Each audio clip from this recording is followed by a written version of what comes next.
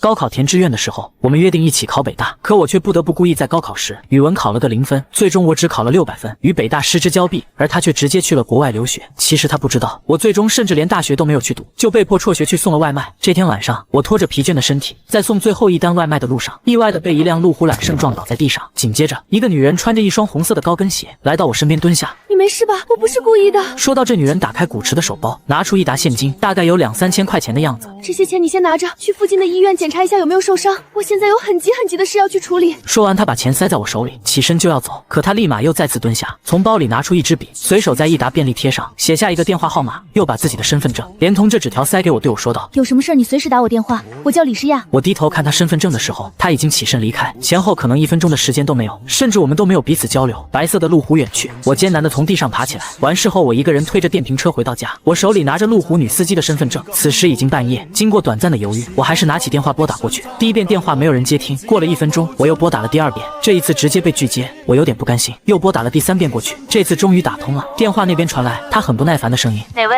有什么事快说。”我很客气地说道：“刚刚你开车把我撞了。”对不起。他的态度顿时来了个大转变，连连道歉说道：“刚刚是我不好，实在对不起。你现在在哪个医院？有没有检查过？医生怎么说？”听他的语气让我舒服了不少，我平静地说道：“我人没什么事，倒是我的电瓶车壳裂了一些。人没事就好，电瓶车多少钱我赔给你。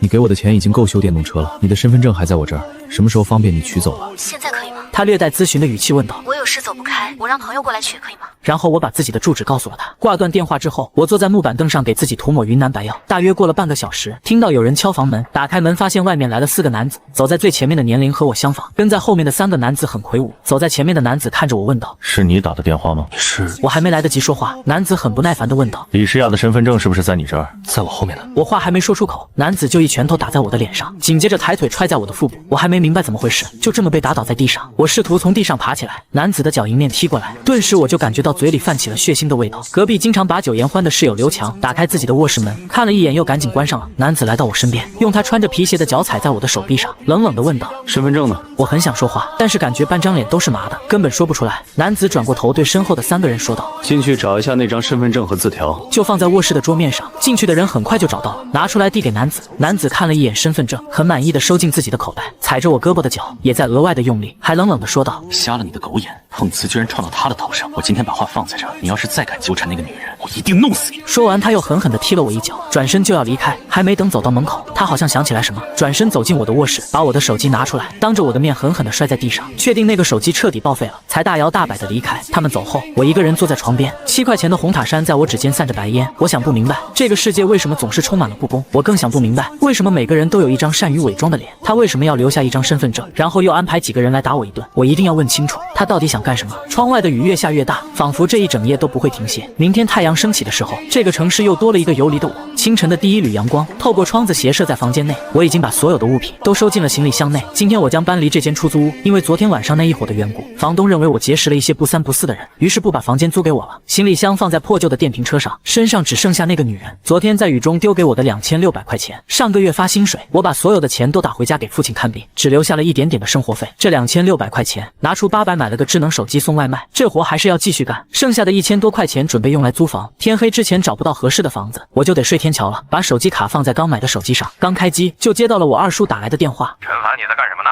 我二叔陈少杰是个神人，是我爷爷在路边捡回家的，比我大6岁。这些年偷鸡摸狗的事没少做，他用4个字形容就是臭名远扬。我蹲在路边的马路牙上问道：“我这会儿没事儿，你怎么想起来给我打电话了？有事儿啊？”我上昆明帮你爸买药，听说昆明有个老中医治疗肾病特别有一套，我打听到老中医的联系方式后，就赶紧过来了，晚上在你那里对付一宿，明天早上我就坐火车回去。听到我二叔说的话，我当时就紧张了，要是被我二叔知道我混的连住的地方都没有，他得咋想？回去和我爸妈一说，他们二老又要担心了，再加上脸上还挂彩了。我二叔那性格，看到肯定会刨根问底的，这麻烦就大了。我支支吾吾的说道：“二叔，你别来找我了，刷完药就早点回去吧，我这工作忙得不行啊。”他却强调说道：“你妈还给你带了一筐土鸡蛋，说什么都要拿给你。先这样，一会儿到了我给你打电话。”说完，我二叔就把电话给挂了，随便找一套房子交房租住进去，这有点不太现实，但是还剩下2个小时，我二叔就到了，这是个大麻烦。经过短暂的犹豫，我决定先去火车站附近找个小旅店，把我二叔在那边安顿下来，让他打消跟我回家的住的念头。只要安顿好我二叔，我自己在那住都无所谓了，对付一下就可以了。2个小时后，我在火车站接到了我二叔，他和以前一样，穿着一件盗版的耐克 T 恤，身上的肌肉凸显，胳膊上又多了一条纹身。见面的第一瞬间他就愣了，关切地问道：“陈凡，你咋了？和谁打架了吗？”我撒谎说说道：“是我自己不小心摔的。”我二叔根本不相信我说的。你把你二叔当成是你爸妈一样忽悠吗？谁能把自己摔成这个样子？咋的了？被打了都不敢说呀？我知道二叔是身经百战，想要骗过他挺难的，但是我也不想和他说这些，搪塞着说道：“走了走了，先带你去找住的地方，下午我跟你一起去抓中药。”我二叔没吭声，跟在我身边走着，在提前开好的小旅馆内，我对二叔说道：“今晚你就住这里，下午抓完药我就去上班了。我挨打这事儿你别跟我爸妈说，免得他们担心。”我二叔不依不饶地问道：“到底咋回事？谁把你打成这个样子？陈凡，你是不是有什么事儿瞒着家里？先说是谁打了你？为什么打你？”我郁闷地低声骂道：“我也不知道为啥打我呀。”我就把昨天晚上的事说了一遍，最后我还不忘提醒我二叔，这事儿你千万别和我爸妈说，免得他们又担心。我这还有几百块钱，你回去的时候给我爸带回去吧。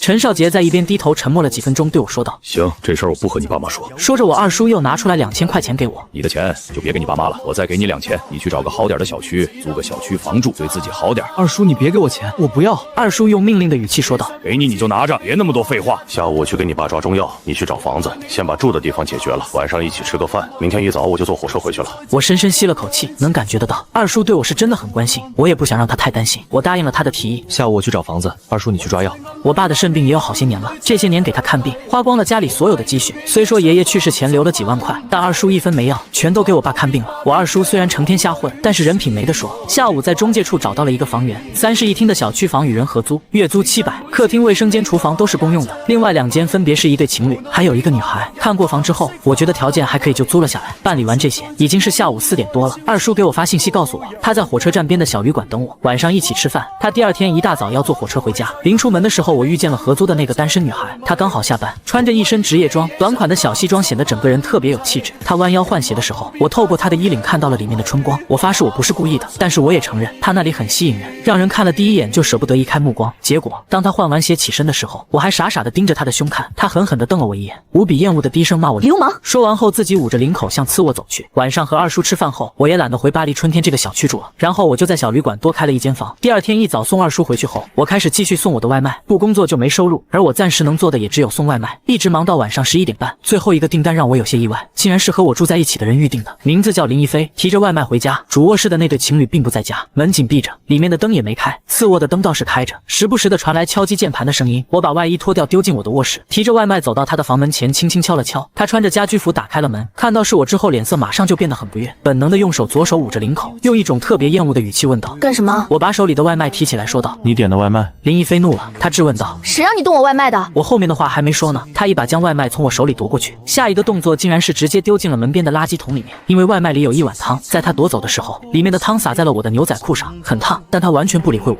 后退一步将门重重的关上。我站在门口有点不知所措，无奈的摇摇头，回到自己的卧室，手机上收到订单的回馈，一个差评，理由就是你凭什么把我的外卖送到别人手里？有你这么不负责的吗？我看着屏幕觉得有些荒唐，一个差评扣300薪水，起早贪黑一整的收入可能都不到300块，今天累得像狗一样，结果这一个差评就让我回到了解放前。周3中午，我突然接到二叔的电话，我还以为他和我说家里的情况呢。我把电瓶车停在路边问道：“二叔咋了？我这正送外卖呢，你晚点打过来呗。”我在王华路和人民路的交叉口这儿等你，你送完这份外卖就别接单了，先过来一趟。我以为我听错了，你在哪儿呢？小花园，就是你和我说撞车的地方，你过来一趟，告诉我你到底在哪儿被路虎车撞的。我预感到陈少杰好像要干点啥。你不是回家了吗？你怎么又回昆明了？我帮你把这厂子找回来，你不过来也行，我最多就是多调取几个摄像头的录像而已。我彻底无语了，我二叔陈少杰是啥样的人我太清楚了。送完手上的外卖后，我就赶了过去，果然在小花园的十字路口看到了二叔，这家伙正蹲在路边，眼睛一直瞄着路口的那些摄像头，我也不知道他在想什么。二叔看到我之后就问：“你在哪儿被撞的？”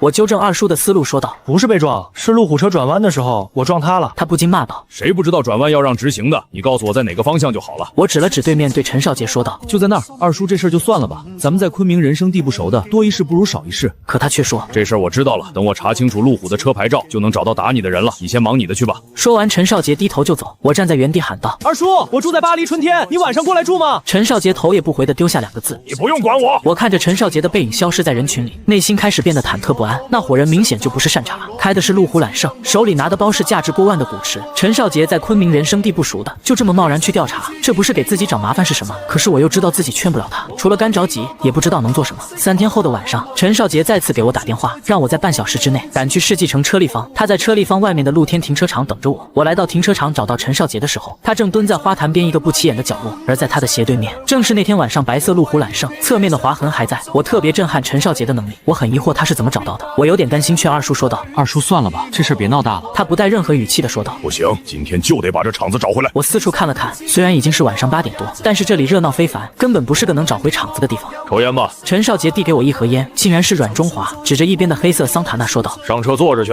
等人来就行。谁的车？别管了，跟我上去坐着。”上车之后我就开始紧张，这辆至少10年以上的桑塔纳破旧不堪，在驾驶位的右侧竟然竖着一根绷带缠绕的钢管，这明显就是今晚的作案工具。我根本淡定不下来，虽然憎恨他们欺负我，但是让我去打人，我却有点紧张，有点怕。我试图劝二叔别没事添麻烦，但是他压根就不理我。我完全是在自言自语。大约9点1刻，正主出现了。那天晚上打我的男子和开车跟我亲密接触的李诗雅都出现了，两个人并排走到路虎旁边，男子走向主驾驶的位置，打开车门。陈少杰冷冷地问道：“是不是他们俩？”二叔，算了吧。陈少杰显得有些不耐烦。别废话，就说是还是不是。我深深地吸了一口气，低声说是。陈少杰并没出气，眼睛死死地盯着路虎车。路虎揽胜启动，缓缓地离开停车位。陈少杰也发动这辆桑塔纳，跟着路虎车屁股一起向外驶去。这一路我都异常紧张，陈少杰能做出什么样的事我太清楚了。路虎车行驶在前面，几经转折下了2环，走上一条比较偏僻的小路。陈少杰看准时机，超过路虎车之后迅速打方向，别了路虎一把，紧接着一脚急刹车，车身斜着挡住了白色的路虎车。不得不承认，路虎车的刹车系统很好，换作是其他车，可能已经撞上来了。停车之后，陈少杰并不着急下车，路虎车驾驶员就是那天打我的男子已经下车，一脸怒气的来到桑塔纳主驾驶车门外，抬起脚踹在车门上，破口大骂道：“你怎么开车的？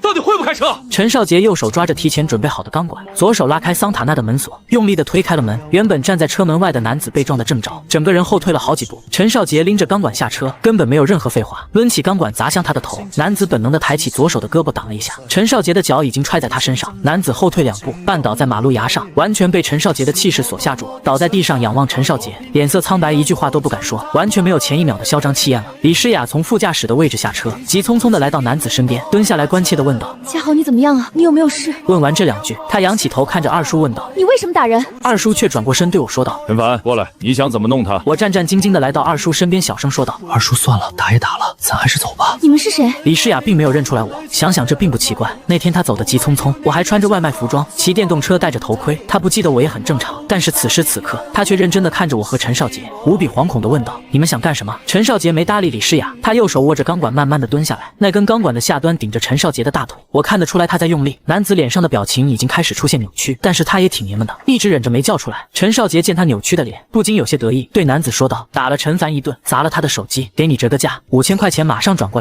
来这事就算了。”陈少杰冷笑2声：“不转今天你就别想好好的离开这里，我给。”李诗雅可能也知道这个男子平时是什么德行，再加上我二叔身上一股狠劲，把他给吓到了。他打开自己挎着的包包，祈求道：“你们别伤害他，我给你们。”他一边说一边从包里拿现金，数都不数的就塞给二叔。我也不知道这有多少钱，我都给你们了。陈少杰大概看了一眼，说道：“差不多了，这事暂时就算过去了，别仗着有钱就欺负人。你们给我记住了，不服就再来找我。我的电话号码很好记，1356677，不服随时给我打电话。”说完这些，陈少杰把手里的钢管收起来，对我说道：“陈凡走了，他再敢欺负你，我就弄残他。”我有点懵，这就是陈少杰处事的方式。在离开的时候，我还忍不住多看了李诗雅2眼，她长得真漂亮，五官精致到让人找不到语言来形容。我在看她的时候，她也在看我，彼此对视的瞬间，让我有些无地自容的感觉，赶紧把目光收起来，转身上了车。陈少杰看出来我有些担心，用一种恨铁不成钢的语气问道：“你是不是怕了怂了？人都是2个肩膀扛着一个脑袋，你怕他们干什么呢？是爷们就和他们干。”说真的，我有点烦。在昆明混了这些年，我一直是扮演一个外来小市民的角色，不愿意和人争吵，更不愿意和人打架。我是想着多一事不如少一事，好好干活赚钱给家里邮寄，期盼着攒够钱给父亲换肾。见我不说话，陈少杰安慰我说道：“得了，别愁眉苦脸的了，多大点屁事啊！他敢找你麻烦，我就再弄他去，弄服了为止。你就在前面路口下车吧，这些钱你拿着自己省点花。这段时间我都在昆明，有事给我打电话。”他也不管我是否同意要这些钱，一股脑的都丢在了我这里。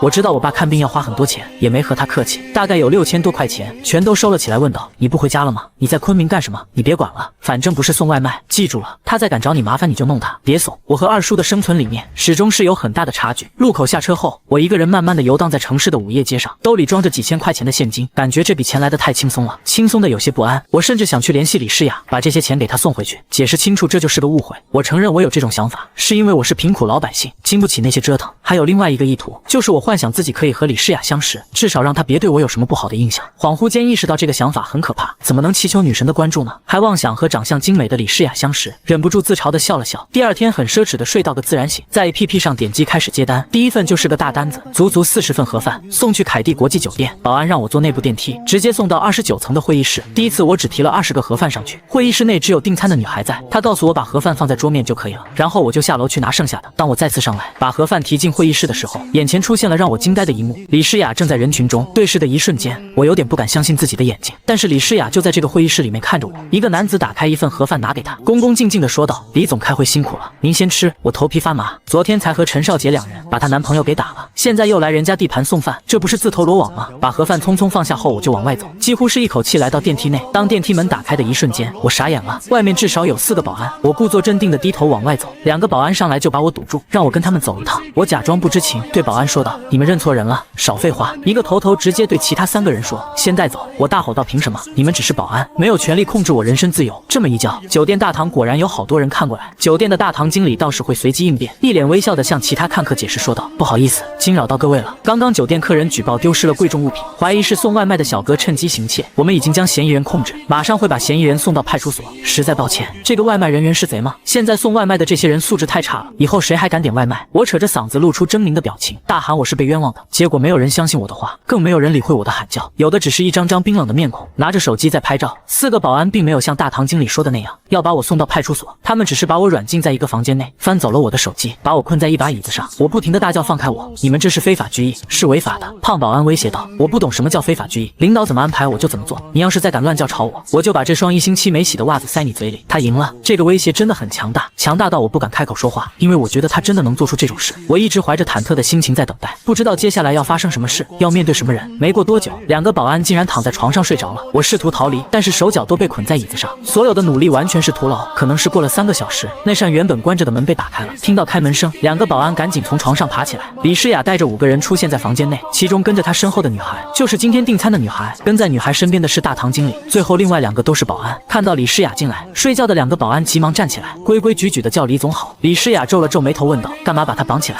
不是您？”大堂经理瞪了胖保安一眼，立即厉声道：“谁让你把人捆绑起来的？快点放开！”松绑之后，李诗雅对身边的人说道：“你们先都出去吧，没有我的命令谁都不准进来。”见李诗雅的语气这么坚决，这些人便没再敢说话，一个个灰溜溜的退出了房间。李诗雅冷眼看着我问道：“你和嘉豪有什么过节？昨天为什么下手那么重？”他叫嘉豪，我现在终于知道那个男的叫什么了。你有必要装糊涂吗？为什么打他你不清楚吗？李诗雅用一种看透了你们这种人的语气说道：“你们成天打来打去的有意思吗？有什么事不能坐下来好好沟通吗？这样能解决问题吗？感情李诗雅把我当成小混混了。”我看着李诗雅问道：“你能听我解释吗？”没空。李诗雅一点面子都不给，对我说道：“我把你留下就是想告诉你一句，以后不要大半夜的堵嘉豪了，要钱直接和我说一声，别为难他。”我当时就不高兴了，看着李诗雅问道：“你让人把我绑在这3、4个小时，耽误我1下午的工作，就为了和我说这句屁话？”李诗雅反问道：“不然呢？你觉得我还能和你说什么？”老子的火气瞬间就上来了。既然你有话和我说，那我也有话要告诉你。我中午送的第1份盒饭是不是被你吃了？我告诉你吧，那份盒饭是我吃了好几口，你吃的是我的剩饭，我还在里面吐了口水。李诗雅的眼睛突然就瞪得好大，下一秒她捂着嘴就跑向洗手间，真是太解气了。我拿起自己的手机，大摇大摆地出了门。房门外，大堂经理几个保安都在，他们看我的眼神有点奇怪。我牛逼哄哄的就这么走了，越想越解气。走出酒店大堂，正好是晚餐时间，打算继续接单送外卖，却发现我的账号被停用了。我找客服问是什么情况，客服说我可能和一起盗窃案有关，暂时取消我骑手的资格。换句话说，就是老子被炒鱿鱼了。我特么的究竟招谁惹谁了？我送个外卖容易吗？真是不知道怎么就和他们干上了。我愤恨地看了一眼凯蒂国际酒店，狠狠地吐了口唾沫。这时酒店内突然冲出来一群保安，大喊着抓住他，别让他跑了。不是吧，吐了一口唾沫就要抓我？我撒丫子就跑，结果被门卫内的保安一脚踹翻在地上，其他几个人冲上来又把我给擒了。这一次他们没把我弄回酒店，而是推着我上了一辆别克 GL8的商务车。随后李诗雅坐在商务车的第2排左侧的座椅上，我被捆绑的手脚放在右侧的座椅上。这些人担心我乱动，他用绳子在我身上缠绕了2圈。第3排坐了2个保安，前排还有一个。我顿时感觉有些紧张了，我转过头看着身边的李诗雅说道：“你想干嘛？我就吃了你2口饭，你不至于杀人灭口吧？”闭嘴！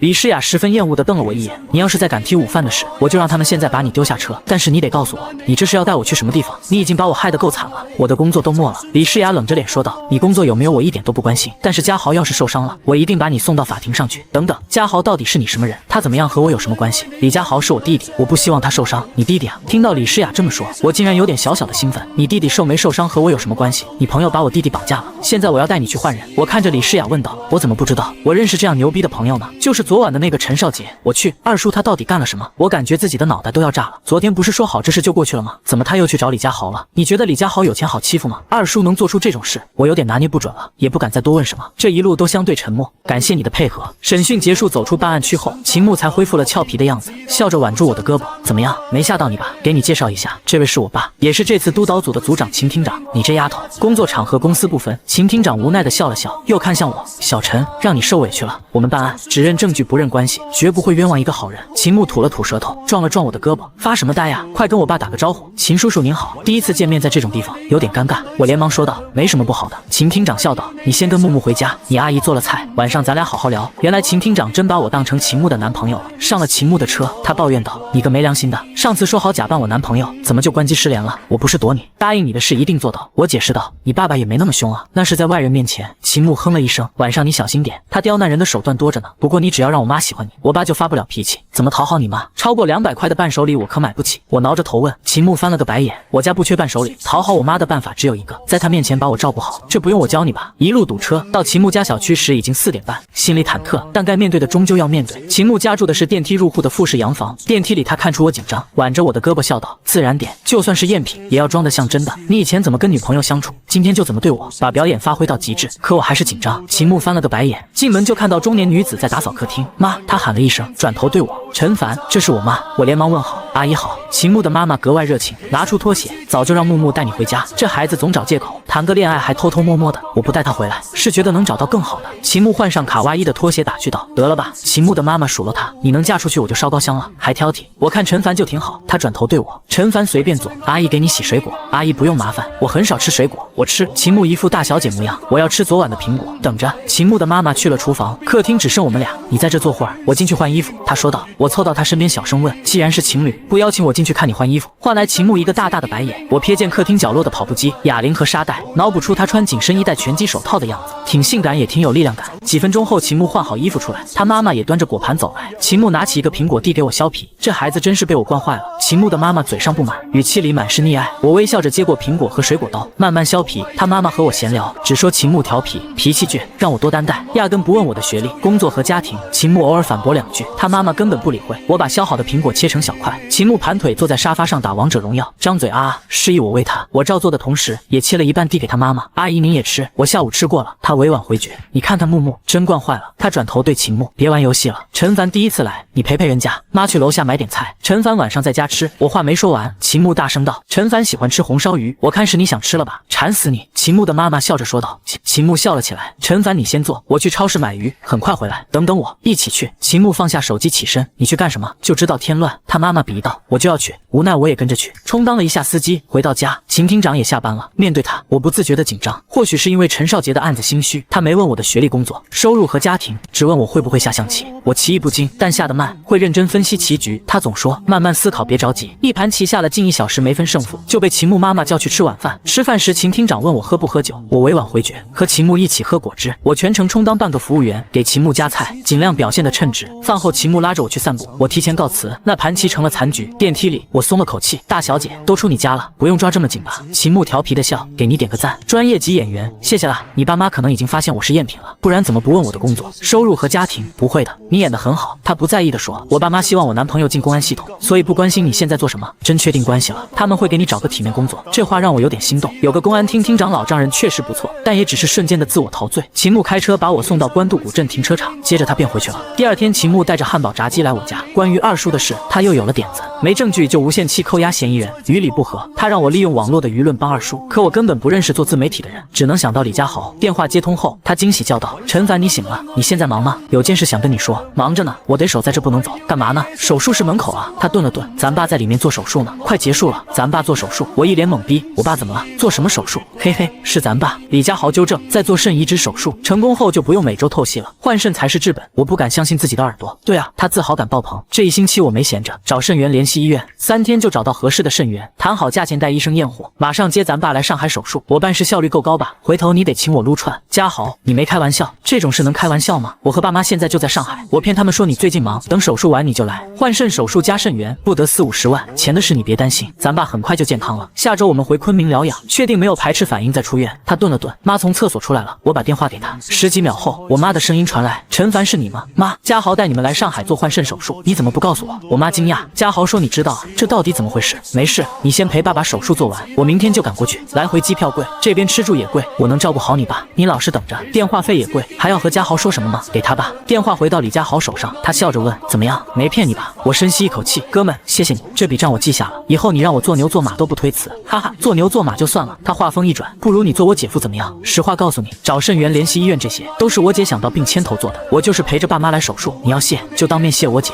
考虑一下呗。我姐那么漂亮，你当姐夫也不吃亏。我知道李嘉豪说的当姐夫是玩笑，帮我爸安排换肾手术这种大事，他肯定搞不定，多半是李诗雅牵头做的。他做事靠谱，比李嘉豪成熟的多。放下电话，我琢磨着该怎么谢李诗雅。秦牧拿起最后一个鸡翅，听你打电话，你父亲在做手术，李诗雅帮忙安排的，估计是心存愧疚吧。秦牧微微一笑，若不是他举报，警方也不会盯上陈少杰，就当他花钱买安心。话虽如此，我还是感激李诗雅。想拿起汉堡时，才发现全家桶里只剩主食，鸡翅鸡腿全被秦牧吃了。他察觉到我的目光，嘻嘻笑道：不好意思，我也没吃午饭，忘了是给你买的。这古灵精怪的性子倒挺招人喜欢。秦牧陪了我2个多小时之后便离开了，我心里百感交集。不管李诗雅出于什么目的，这份情我记下了。我几次想给她打电话道谢，却都没勇气。上次她骂我带坏李嘉豪的画面还历历在目，后来虽在她家见面，她也没多交流。听完我的诉求就回了卧室，我们之间终究有隔阂。思考一晚后，我决定去迪凯酒店找李诗雅当面道谢。刚到办公层就遇见了急匆匆的刘军，你怎么来了？找我还是找李总？都找。找李诗雅道谢，找你约晚上喝酒，吐槽心里的苦闷。我劝你晚点找李总吧。刘军压低声音，他摊上大事了，上午开董事会，下午开员工大会，说是他挪用公款被降权了，李全明要趁机抢董事长职位。刘军左右张望，这里说话不方便，咱俩去3楼星巴克边喝边聊，我要找李诗雅，晚点再说。刘军急忙提醒，段静南在他办公室呢，就是段文涛他爸，你现在去肯定见不到人。我只好跟着刘军来到星巴克，在角落坐下。今天的董事会是李全明发起的。刘军压低声音，财务总监党静举报李诗雅上周挪用了80万公款，李全明趁机提议降他的权，超过50万的花销要董事会半数同意才行。现在降权已经定了，不过有股东给了他3天时间，解释清楚钱的用途就能撤销决定，50万就要申报，这董事长不就名存实亡了？我挠着头说，差不多。刘军抿了口咖啡，公司派系斗得厉害，党静是李全明的人，还有几个股东跟着他，但也有大股东挺李诗雅。下午底层开会还特意强调财务支出要发票和领导签字。正聊着，党静走进了星巴克，坐在我的斜对面打起电话，明总你放心，我有李诗雅的邮件，上面是他的银行卡信息，80万确实转过去了。他说道，这笔钱他赖不掉，1个多星期了，发票和回执单都没有，我既然敢举报，就已经堵死退路。明总你可不能忘了我。停顿了几秒，他又说我懂，各个部门负责人的用款记录我都有，真要深究谁都脱不了干系，咱们静观其变就好。账目我都做好了，你要谁的财务信息，我随时给你。党静挂了电话，我小声问刘军，他这是要威胁其他职员？刘军点头，做了个虚的手势。公司水深得很，李全明这伙人是铁了心要推翻李诗雅，80万的铁证都在党静手里，他这明显是给对方留了把柄。等党静离开，我们才回到迪凯办公层。刘军去上班，我来到李诗雅办公室门口按了门铃，开门的是他的助理刘小茹，一脸不友好，你来干什么？谁啊？李诗雅的声音从里面传来，就是那个上任3天就被撤的陈部长。刘小茹瞪了我一眼，让他进来吧，我们单独聊聊。李诗雅递来一杯水，面带微笑，其实我该早点找你道歉，嘉豪把那天打架的缘由都告诉我了，我很后悔，如果你们打的不是段文涛，我或许不会失去理智举报陈少杰，对不起，谢谢。我看着他，我这次来是专程道谢的，如果不是你，我爸根本付不起30、40万的换肾费用，我不想亏欠你，但我现在确实没钱还你。说到这，我一时语塞，换做秦牧，我肯定会玩笑似的回以身相许行不行？但对他这话实在不合适，怎么不说话呢？他追问，我憋红了脸想说有需要帮忙的尽管开口，可想到自己没什么本事，说这话太虚伪，索性就不说了，更多的还是感谢。李诗雅微笑道，那我就得客气说一句，有你这句话就行了，酒桌上不都这么说吗？我轻叹，你别调侃我了，我知道你帮我爸付换肾费，多半是为了减轻自己的愧疚。他狠狠瞪了我一眼，没良心的家伙，随便你怎么想，你不是想谢我，不想欠人情吗？现在下楼给我买个香草草味的可爱多，买回来这事就扯平了。我惊讶，真这么简单就扯平？不然呢？他调侃，那请你回迪凯当安防部部长。这个话题太沉重，我索性下楼买可爱多，拿着可爱多回到办公室。李诗雅正趴在桌上拖着下巴发呆，我把冰淇淋递过去，诺，香草味的。她抬起眼皮，小心翼翼撕开包装，伸出粉舌舔了一下，露出满足的笑容。我问满足了吗？超级满足，我最喜欢可爱多了。她眯起眼睛，陈凡，你最喜欢吃什么零食？我摇头，小时候没什么零食记忆，非要选的话，就是5毛钱一包的辣条，吃的满手是油。以前二叔总抢别人的零食给我，我俩的零食都是这么来的。李诗雅满脸不解，她没法理解男孩子吃零食还要抢。吃完可爱多，李诗雅突然问陈凡，你下午有事吗？怎么了？我带你去月亮湾。我后来才知道，月亮湾有个特别的娱乐项目，蹦极。早知道是这，我死也不会来。我从小恐高，站在100米高空往下看，头晕目眩。李诗雅绑好装备，看着我道，你不试试？风在耳边呼啸的感觉，能让你忘记一切烦恼，像重生一样。疯了！我提醒他，万一出安全事故怎么办？真就彻底空白了。他嘴角上扬，洒脱地说，真出事也挺好，活着这么累，来场意外离开也不错。说罢张开双臂跳了下去，我紧紧抓着护栏往下看，他的身影越来越小。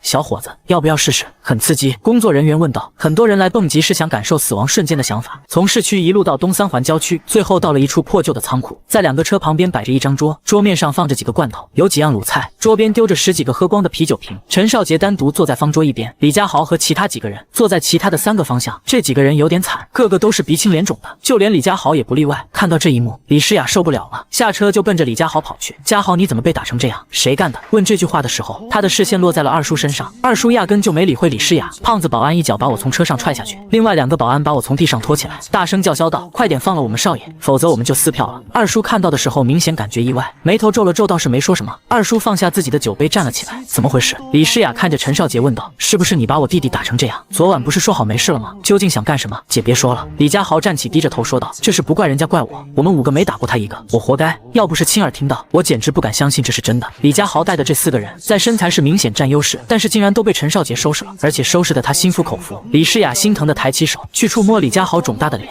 连死都不怕，还有什么可怕的？他继续说，刚刚跳下去的姑娘常来，以前都是一个人，今天带你过来，我还挺吃惊，她经常来找死。我问，都是压力大来释放的。工作人员笑道，不，我可没活够，赶紧打消念头，只想快点离开。半小时后，我再次见到李诗雅，总觉得她有哪里不一样，却又说不上来。她喜怒不形于色，给人的感觉却时刻在变。回昆明的路上，她主动聊起陈少杰，问我有没有补救办法。我随口提了一句，朱大龙用自媒体施压，我们或许可以用同样的方式反击。我只是随便聊聊，没想到第2天，昆明几个本地热门自媒体账号同时发了推文，瞬间把这事推上了风口浪尖。其中一篇内容写得格外有内涵，一篇自媒体推文直接引爆话题，标题刺眼，本地市为增阅读量，逼死救助妞妞的林一飞。林一飞跳楼的事本已平息，这篇推文却让他重回公众视野。文中不仅咬定是本地市的推文逼死了林一飞，还附上了详细分析，有理有据。另一篇推文则人肉了朱大龙和田爱芬，曝光田爱芬因车祸去世的消息，舆论却一边倒的认为他死有余辜。这2篇推文时机选得极巧，都在本地市发文后推出。微信公众号一天只能发1次推文，朱大龙即便想解释，也得等半夜12点后，这就给了我们足够的时间引导舆论。第2天还能针对他的狡辩继续抨击。不用想，这肯定是李诗雅的手笔，我又欠了他一个人情。事情越闹越大，第3天舆论就指向了二叔，警方没有足够证据定罪，只能暂时放人。我本想在二叔出狱当天去见他，却被尹艺华制止，说他现在处境敏感。秦牧也打电话提醒我，最近别和陈少杰走太近，打电话也别多说。刑侦手段远比想象中高明，用自媒体给警方施压这个办法，本就是秦牧教我的，他最清楚警方的软肋。下午挤公交车的时候，啪的一声响起，一个熟悉的声音厉声喝道，把你的脏手从我身上拿开。我循声望去，怎么也不敢相信，竟然在公交车上遇见了李诗雅。第一时间我还以为自己眼花了，他怎么可能坐公交车？被他打了耳光的男子是一个30岁所有的4眼，李诗雅这一巴掌差点把他的眼镜打掉。男子先是愣了一下，估计是在这么多人的注视下有点下不来台，硬着头皮反驳道，谁摸你屁股了？你有证据吗？李诗雅被男子的话再次激怒，她扬起手就要打第2巴掌过去，但是手还没碰到男子的脸呢，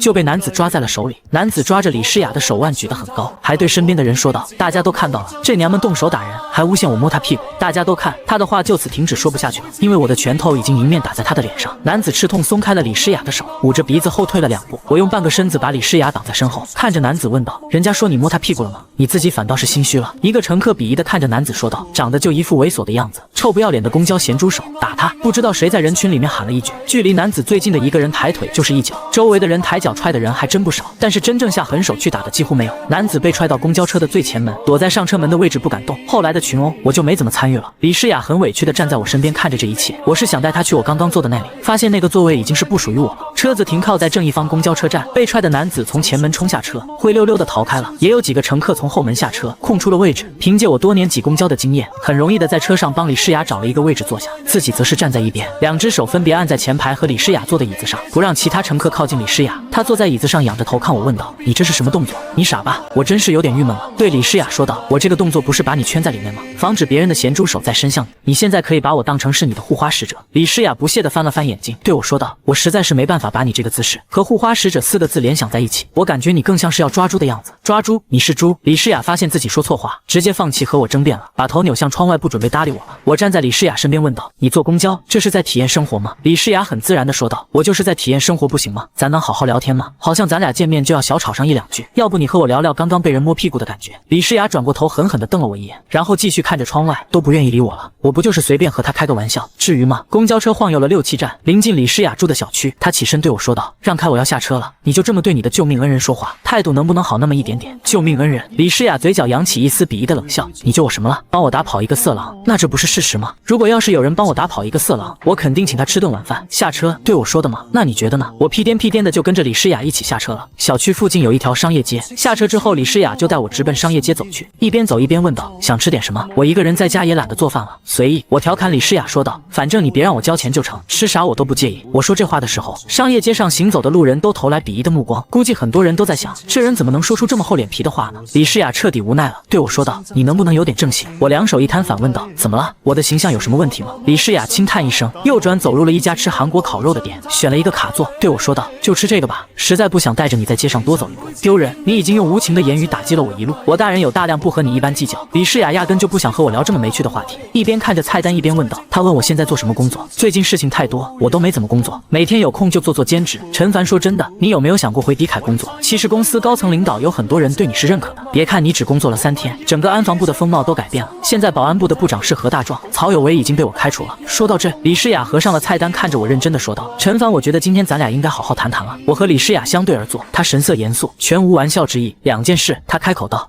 还是以前说的，我管不住嘉豪了，但你能不能跟陈少杰说，别带着他打架？他要是有个3长2短，我该怎么办？上次打架不怪陈少杰，但我就是担心。”明白，我说道。第2件事是什么？第2件事关于你，我挺希望你能回迪凯的。我难以置信的盯着他，想从他眼里找到答案，不用怀疑我的诚意。李诗雅解释：“我觉得你有能力，上次你只工作了3天，多数保安对你评价不错，说你有想法，有领导能力，能让人佩服你的做事风格，要不要考虑回来？现在找份合适的工作不容易，要是只求每月3、5千维持生活，送外卖、当保安都行。我没有看不起这些工作的意思，只是觉得做事该考虑长远发展，而不只是为了几千块。你觉得呢？”这番话很中肯。我以前只想着多赚钱给爸看病，从没考虑过稳定和发展，此刻心里颇受触动。沉默片刻，我点头道：“谢谢你告诉我这些，你说的都对，容我考虑考虑吧。”之后我们聊到学习，他问我：“你上学时学习很好吗？”高考语文只考了60多分，作文没写，总分有600多。李诗雅眼睛瞪得极大，满脸不敢置信。我们边吃边聊了近1个小时，临走时我诚恳地问他有不懂的能不能请教，他告诉我随时可以，前提是要请他吃饭。经过这段时间的相处，我感觉和李诗雅的关系变得有点不一样了。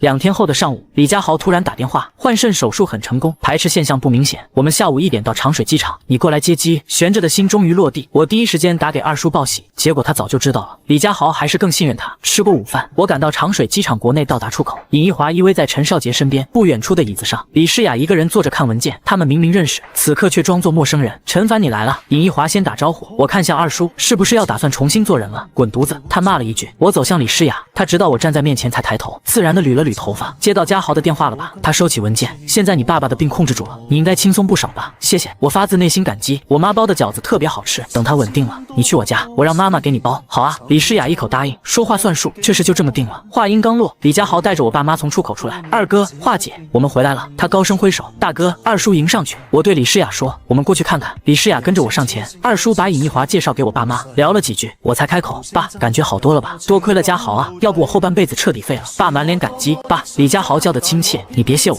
联系肾源都是我姐做的，我给你介绍，我姐诗雅。爸激动地说，孩子，叔叔谢谢你了。叔叔您客气。李诗雅笑道，家豪和陈凡投缘，当了你们干儿子，咱们都是一家人，千万别这么见外。就是。李家豪附和，爸你别客气，咱别在机场耗着了。二哥走，先找地方吃饭。我们5人去到停车场，竟然发现李诗雅开的是接待用的别克 G8。李家豪惊呆了，姐，你怎么开这个车？路虎呢？提示该做保养，我让人送4S店了。不可能。李家豪反驳，我走之前才做的2保，怎么会提示保养？是不是和别人擦碰了？不小心碰了一下，小问题。李诗雅顺着话题说。李佳豪没再追问，我拦住要去主驾驶的李诗雅，你开不习惯这车，我来开吧。他犹豫了一下，把钥匙递给我，那你来吧。我接过钥匙，盯着他的眼睛问，告诉我，你挪用公司的钱是不是给我爸换肾了？你的路虎根本没在 4S 店，是被你卖了，用这笔钱填补公款，对不对？李诗雅轻蔑地看了我一眼，反问道，这些和你有什么关系吗？他没再给我追问的机会，绕过车头走向副驾驶，回到市区吃了顿简单的午饭，便去医院办理住院疗养手续，所有费用都是李佳豪结清的。医生说要住院观察1周到半个月，我爸妈觉得没必要，李诗雅和李佳豪却坚持不同意。安顿好爸妈，他们俩先走了，我留在病房陪着。爸坐在床上说，医院说7天拆线，拆完再观察7天，要住足半个月，在上海都折腾10几天了，回昆明住3天就行，别花冤枉钱。爸，我劝道，手续都办了，先住1周，没问题再想回家的事。这些年你被病折磨，最后几天就安心住着。儿子，爸小心翼翼地说，这次去上海花了不少钱，光手术就60多万，还不算机票住宿。我和你妈商量好了，回家把房子卖了，不够的再想办法。卖了你们住哪？我急了。妈在一边说，房子就是个住处，我俩去棚户区租个30-40平米的小房子就行。你和少杰总不回，房子大了也空得慌，这事就这么定了。爸打断我，以前想着我不在了，给你妈留个窝，现在病好了，还怕赚不到钱，你不用发表意见，我比你还倔。当年你不上大学不也坚持自己的想法？我彻底没话说了，这真是我亲爹。晚上陈少杰和尹一华来了，陈少杰买了一大堆爸爱吃的东西，尹一华给妈送了个大红包。我把陈少杰拉到病房阳台，确认没人听见，小声问，现在风声还紧吗？我都不紧张，你紧张什么？没足够证据他们不能把我怎样，得表扬你。那亮桑塔纳处理的不错。我挠着头笑，那天去华姐家，看着那车不顺眼，连夜弄走了。安全吗？安全，我说道。滇池这季节水面绿油油的，污染又严重，什么时候清澈了才能看到？到时候车早腐蚀的认不出来了。陈少杰左手插兜，右手夹着烟，看着窗外，这事以后别提了，警察在找你，就按以前的说。最近跟警察打交道多了，应付得游刃有余。我笑道。他没说话，那份镇定是我比不了的。我忍不住问，你知道警察怎么找上你的吗？知道。陈少杰平静地说，嘉豪都跟我说了，他说的云淡风轻，没打算多聊。我试探着问，你一点想法都没有？不怨恨李诗雅，怨恨当然有，而且很大。他坦然道，但我能理解他的想法，理解不代表原谅，不原谅也不代表要报复。你爸的肾是他出钱换的，这几10万咱俩要赚10年8年。做人要懂感恩，我能处理好，就算不是朋友，也不会变成敌人。我松了口气，你能这么想就好，我还担心你性格倔强会做出格的事。陈少杰转过头鄙夷地看我性格倔强不代表没脑子，没人情味，你个 low 逼，要不是打不过他，我真想揍他一顿。尹一华和我爸妈聊得很开心，我想留下来照顾，被陈少杰和爸妈一起赶走了。小心翼翼地问道，疼吗？李佳豪先是点点头，又是摇摇头，说道没事，挨打又不是第一次了，把我打服的倒是第一人，这是不怪他们。停！二叔打断李佳豪的话说道，你姐真有一套，竟然把我侄子抓了，今天这事咱们算扯平了，你们放了我侄子，我放你走，今天这活动全缴的出场费就免了，但是别有下次。胖子保安在李诗雅面前逞强，撸起袖子说道，李总，他们太嚣张了，让我去教训教训他。李诗雅瞪了胖保安一眼，看着李佳豪说道，你到底有什么过节？今天能不能一次搞清楚，别再折腾了行不行？你也老大不小的了，什么时候才能懂事？爸临走的时候让我好好照顾你，你能不能争点气？我一个人要照顾你，还要打理公司，我容易吗？说着说着，李诗雅竟然委屈的眼泪都掉出来了。李佳豪见李诗雅掉眼泪，顿时就急了，祈求道，姐，我知道错了，你别哭行不行？这事怪我，昨天晚上我被打了不服气，今天叫了几个哥们想教训他一顿，没想到技不如人，5个没打过他1个，我以后不给你惹事了，你别哭行不行？喂，我在一边叫道，你们在叙旧的时候能不能先把我松绑？我还被你们绑着呢，都说互换战俘，我二叔都没绑着你弟弟，你们能不能守点信用，先把我放了？李诗雅看了一眼胖保安，他们担心我明天上班没精神，我没多解释，有陈少杰在挺好，我也想早点开溜，不是去休息，是突然很想找李诗雅，哪怕只是面对面坐一会儿，具体聊什么我还没想好。我来过李诗雅住的高档小区，门口保安拦住我说必须让住户解锁门禁才能进，正琢磨要不要打电话时，李诗雅坐着摩的来了，胳膊上挎着古驰包，下车给了驾驶员10块钱，对方找了他5块。他看到我愣了下，你怎么不在医院陪爸妈，跑这来干什么？你心可真大，挎着古驰包坐摩的就不怕被抢？我双手抱胸，李诗雅捋顺长发别在耳后，你觉得坐摩的女孩挎的古驰能是真的？劫匪会冒着风险抢个10几块的地摊货？我竖起大拇指，算你狠，你以为劫匪都不长脑子？他拿出门禁卡带我走进小区，微风吹来他的发香，我转头问，我来就是想弄清楚你是不是把路虎卖了给我爸换肾？是啊，他回答得很随意，我和嘉豪只有迪凯的股份，每月就靠薪水生活，没70、80万存款，只能先卖车。你是先挪用公款，被发现后卖车填补，对吗？李诗雅停住脚步，有什么区别吗？为什么这么做？就为了给自己买个安心。说完我就后悔了，这话太过分。他继续往前走，你不用管我的目的，也不需要知道，我又没让你还钱，你紧张什么？我拉住他认真道，谢谢你，不管你是什么目的，我都发自内心感谢。我不知道怎么报答，但我想为你做点什么。李诗雅雅看了看我的脸，又瞥了眼我抓着她的手，你可别说是以身相许，我承受不起。我赶紧松手，我是认真的，你别不当回事。她摊摊手，你别把家豪带坏就行，别无他求。说完转身往楼栋走，走了几步她停下回头，想什么呢？不上来坐会儿？不了，看到你就放心了，我该回去了，晚安，随便你。她优雅转身，消失在视线里。我至今搞不懂她帮我的真正原因，是买心安还是后悔？得不到确切答案，只能作罢。离开小区，我奢侈的买了包22块的红盒，算是庆祝父亲康复。点燃烟，我拨通秦牧的电话，他的方言搞笑彩铃响了10几秒才接通，第一句话就是陈凡怎么样，好不好笑？你就是那只猪？什么猪？我疑惑。你没听彩铃？他有点失落。不行，你得重新听。说完就挂了。我无奈再次拨打，接通后赶紧说，我听到了，我就是那只猪，别挂了。秦牧笑道，这么晚打电话，肯定有事吧？你就这么确定？当然。他毫不客气，你哪次主动打电话不是有事？没事，连我朋友圈都懒得点赞。仔细一想还真是，我有点脸红，原本准备好的话都不知道怎么开口了。秦牧长叹，算了，不和你计较，说吧，这次又有什么事？秦牧的话让我无地自容，握着电话战战兢兢道，要不我请你来酒吧听音乐吧。奇怪，秦牧喃喃道，人家请客去酒吧都是喝酒，怎么到你这就变成听歌了？不该是喝酒吗？我说道，我怕我说请你喝酒，你会担心我对你图谋不轨，比如灌醉你骗去酒店开房。放心，秦牧潇洒道，你喝不醉我，就算喝醉了，我也不会轻易跟你去开房。发地址过来，今天刚好有空。我把酒吧的地址发给他，这里环境清幽，更像清吧，小吃和啤酒几乎免费，洋酒也只收成本价，不用担心被宰。说吧，秦牧捧着扎啤杯，见面可以直接说了，你要和我说什么？帮我搜集党静和邓启明坑狄凯钱的证据，我很需要。秦牧翻了翻眼睛，我记得以前我主动给你，你都爱答不理，现在怎么要我帮你搜集？如果我没猜错，是李诗雅让你帮忙的吧？不是。秦牧提高声调，小陈凡，你可别撒谎，你很笨，撒谎会心虚，我一眼就能看出来。没撒谎，我坦然看着他，是我主动想帮李诗雅。我爸得肾病多年，一直靠透析维持，我没本事，在昆明混了4年多也没赚到换肾的钱。前段时间陈少杰帮李家豪打架，李诗雅误以为是陈少杰带的头，一气之下举报了他。我当时做了最坏的打算，陈少杰被查大概率是死刑，死缓或无期，我也脱不了干系。我跟李家豪说，我们被抓后只求他照顾我爸，每周给点透析费，等我出来再还。后来李诗雅把我爸送到上海做了换肾手术，这笔钱是他挪用的公款。党静和李全明趁机攻击他，召开董事会降了他的权，他没办法，卖了路虎车填补公款。我觉得该为他做点什么，这就是初衷，没撒谎。秦牧认真听完，陈凡，我相信你说的是真的，这很符合你的性格，别人对你好，你就加倍回报。我以前查过邓启明的资料，都能当证据，回头我再详细查下交易信息，整理好一起给你。谢谢。我说道，咱俩萍水相逢，你无数次帮我除了说谢谢，也不知道能为你做什么。秦牧眯起眼笑，有啊，你要经常跟我回家，应付我爸妈。上次就吃了顿饭，我妈对你好感爆棚，一直催我带你回家。你什么时候有空跟我回家溜溜呗，就当哄我妈开心了，也省得她一直在我耳边念叨。你放心，我不会打扰你追求李诗雅的。啥？我惊叫道，我追李诗雅？你别没事乱点鸳鸯谱好不好？我什么时候说我追求李诗雅了？你在哪道听途说的？秦牧骄傲地说道，还需要道听途说？我已经看出来了，你聊起李诗雅的时候，眼神总是那么温柔，说话的声音都情不自禁地压低了一些，自带温柔感。尤其是你说到李诗雅为了你卖掉路虎车的时候，更是满眼的感动。别以为这些小细节我看不出来，估计你自己都没感觉得到吧。所以我很确定，作为我的赝品男友，我会全力以赴地支持你，加油，把你的女神追到手。我翻了翻白眼说道，荒谬，你完全是在胡乱猜测。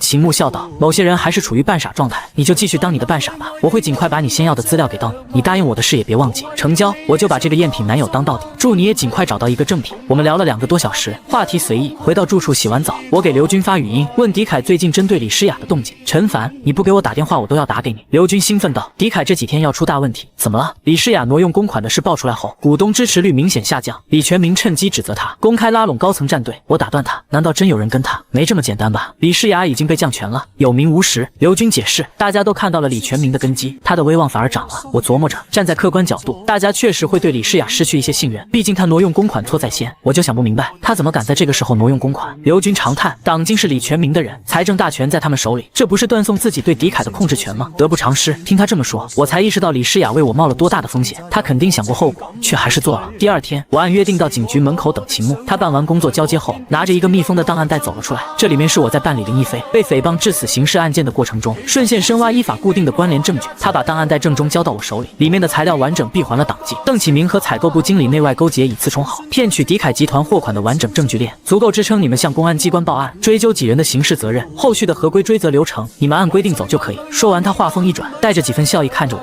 话说回来，你之前答应我的事该兑现了吧？必须兑现。今晚我订2只火鸡，专门请你吃饭。这可不行。秦牧故作严肃地瞪了我一眼，就这也太没诚意了。不陪你玩了，我还在上班。记得答应我的事，改天约你。今晚别来，我要值班。他刚离开，刘军就在微信发了惊悚表情。陈凡，迪凯出大事了，突然召开董事会，要罢免李诗雅董事长和总经理的职务。他今天怕是凶多吉少。看到刘军的消息，我瞬间乱了阵脚，拿起手机回复：什么情况？你怎么知道的？我一直关注高层动态，消息灵通。李全明刚宣布下午2点半开董事会，同时私下说他就是要罢免李诗雅，自己取而代之。我抓起秦牧给的档案袋，我直奔迪凯。7、8公里的路程，我拦了辆电瓶车，师傅开得飞快，完全不怕拥堵。左手紧抱文件袋，右手拨通李诗雅的电话，响了几声被挂断。我不甘心再打，他接听后立刻说：陈凡，我手头有急事，晚点回你。等话没说完，电话又被挂了。第3遍拨打，显示已关机。没办法，我转而打给刘军，他秒接。怎么了？我在去迪凯的路上，2点前到不了，会迟到几分钟。我说道：你帮我个忙，偷偷溜进会议室，把手机藏在角落，咱们保持通话，我要听里面的情况，知道又能怎么样？刘军不解，别问了，时间不多，迪凯的会议室你熟，快点。好，我握紧手机，不停催促电瓶车师傅。电话里传来刘军的声音：李总，我有个文件需要您过目，马上开董事会了，有事散会后再说。之后刘军没了声音，只剩嘈杂的议论声。老徐你怎么看？李全明这时候开董事会，怕是有把握改选董事长了。兄妹闹成这样对股东没好处，能者上任，谁能带好迪凯我支持谁。李诗雅能力是有的，上半年淡季入驻率都比去年高20%，我还是会投他。你别忘了他挪用公款，虽然后来补上了，但用途至今没给合理交代，这才半年就敢这么做，久了还得了。董事会不是已经限制他的权利了吗？别吵了，未来的董事长来了。紧接着李全明的声音响起，大家都到挺早，临时开会不好意思。李总还没来，不会不来吧？怎么可能？刘小茹的声音传来，你是不是特别希望李总不来？好随心所欲。李全明笑呵呵地说，哪能呢？今天讨论大事，少了李总可不行。大家都到的差不多了，开始吧。李诗雅的声音平静无波，几位股东联合发起临时董事会，股份比例超过40%，按惯例尊重申请。我宣布董事会正式开始。不知今天要讨论什么事？李全明，既然李总直接，我也不绕弯子。现任董事长兼总经理挪用公款，补偿后仍未给董事会合理解释，涉嫌渎职。我们今天召开董事会，只有一个目的，申请重新选举董事长兼总经理。电话那头瞬间乱成一片，我急得对电瓶车师傅喊道：师傅，再快点，我加钱。别急啊。师傅无奈道：这是电瓶车，跑不出摩托速度，马上就到了。电话那头乱了10几秒，李诗雅镇定的声音传来：我想问在座各位，有多少人同意李全明的提议，重选董事长、总经理？超过半数我就接受。不急。一个苍老的声音响起，周围瞬间安静。李诗雅接管迪凯后，公司业绩有目共睹，今年环比提升1大截，仅因挪用公款就弹劾他，说得过去。但今天这选举，怕是有人处心积虑的契机。作为股东，我支持有能力的人，希望下一任比李诗雅更能干。不如先看看提名候选人，再决定是否重选。叶老说的对，我支持。叶老考虑的周到。李全明笑道：已有几位股东提名我，您若有看好的，也可提名，我们公平公开投票。那罢了，我不同意重选。叶老说道：您不同意没用。这时有人接话：我支持李全明，我也支持小李总。众人七嘴八舌，场面再度混乱，我只能听清大概，全靠猜测。大家静一静。李全明的声音响起：我们简单统计，同意改选的股东请投票。我知道他早有准备，愈发心急，不停催促师傅。就到了，穿过这条街就是。师傅被催得无奈，绿灯未亮就冲过马路，吓出我一身冷汗。投票结果出来了，超过半数支持更换。李全明的声音传来：按规矩，董事会先提名候选人，我提名我姐。李家豪叫道：重选不代表我姐没机会，我有13股份，我姐也有，加起来26。还有人支持我姐吗？我支持。一个陌生的声音响起：段靖南拥有迪凯氏股份，算上我的够了。我恍然大悟，这是段文涛的父亲，他一直想让儿子和李诗雅在一起，可段文涛喜欢另一位股东的女儿。还有提名的吗？李全明的语气透着失望。没有的话，准备投票选举。李总，现在可以开始了吗？开始吧。李诗雅的语气毫无波澜，像是已经死心。另一个声音响起：流程走到这一步，我没什么好说的，希望大家慎重投票，选出能带领迪凯更好发展的领头人。电瓶车终于停在迪凯门前，我丢给师傅50块钱，头也不回地冲进去。保安拦住我：你干什么的？有预约吗？刷电梯。我指着他的胸卡，告诉何大壮：陈部长来了，回头找他聊天。我是迪凯股东，董事会都迟到了。保安半信半疑地刷了电梯，我补了一句，回头跟何大壮说给你升职。他乐滋滋地敬了个礼。胖保安赶紧给我松绑，他很关心自己的弟弟，问道：昨天晚上为什么要拦你？你别装了行不行？我大声喊道：开车撞我，又让他来我住的地方打我，砸了我的手机，别和我说你不知道这事。听到我这么说，李诗雅彻底惊呆了，盯着我足足看了3秒，然后又转过头看李家豪。李家豪低头说道：姐，你听我解释。李家豪有点不太敢看李诗雅的眼睛，小声说道：那天晚上你不是和我说你开车把人撞了，让我去取身份证吗？我就以为是你被碰瓷了，然后对方扣押了你的身份证要勒索你，我带着几个哥们就到他住的地方，把身份证抢了回来。我还担心他有你的电话号码，对你纠缠什么的。走的时候我又把他的手机给砸了。然后李佳豪的声音越来越小，然后就有了昨天晚上的事。李诗雅彻底震惊了，她看了看我，又看了看李佳豪，后者已经快把头缩进衣服里面了，一副很害怕的样子。清楚了吗？我看着李诗雅问道。没空听我解释，那你听你弟弟解释好了。现在清楚了吗？你们开车撞了我，还让人来打我，今天还被你们大堂经理诽谤成贼，现在外卖平台都把我骑手资格都给封了，连工作都丢了，这就是你们干的好事？我招惹你们了吗？干嘛把我害成这样？对不起。李诗雅的脸憋得通红。大家没有异议，开始投票吧。李全明的声音传来。等等，我本能的对着电话大喊，却没人能听到。电梯里手机信号突然中断，会议室内的情况彻底未知，投票真的要开始了。我急得恨不得让电梯飞起来。电梯门一开，我几乎是冲出去的，直奔会议室。曾在这里工作过几天，地形熟得很，40秒就冲到了门口，能听到里面杂乱的声音。我深吸一口气，整理了下狼狈的形象，手里的文件袋是扳回一局的关键。我直接推开会议室门，里面瞬间安静，所有人都愣住了，齐刷刷看向我。李诗雅眼神满是惊讶，却依旧镇定。李全明起身问道：“干什么的？谁让你进来的？”我没看他，径直走到李诗雅身边，弯腰附耳，用大音量说：“李总，调查财务的资料我都整理好了，现在可以公布给大家了。您看，是您给大家宣布调查结果，还是我来呢？你来吧。”他气定神闲地说。我站在他身后，拿起麦克风环视众人，党静也在，迪凯不少高管都是小股东。我把文件袋递给刘小茹，麻烦把里面的资料拿到投影下，投射在大屏上，让大家都看一下我们的调查结果。小茹立刻照做。各位股东，接下来展示的是调查结果。我握着麦克风，大家都知道，迪凯这几年采购渠道有大问题，高价买回来的劣质酒店用品屡遭投诉。李总让我暗中调查，终于掌握了全部资料。大家请看大屏幕，屏幕上出现第一家供应商公司信息。我解释道，这家公司法人代表叫邓启明，多年前与迪凯有过一次合作，采购合同如下。小茹放上采购合同。我继续说，合作后这家公司迅速消失，迪凯维权无门，吃了哑巴亏后，迪凯重新找合作伙伴。小茹放第二家公司的资料，第二家公司的法人还是邓启明，交易如法炮制，采购后公司就找不到了。我指着屏幕，第三家、第四家亦是如此。这几年迪凯采购的劣质用品全是他提供的，每次发现问题，迪凯只能再花高价买临时用品，而邓启明早已注册好下一家公司。说到这，大家肯定好奇他是谁，为什么能让采购部一再找他合作？你胡说什么？一个微胖中年男子起身指着我，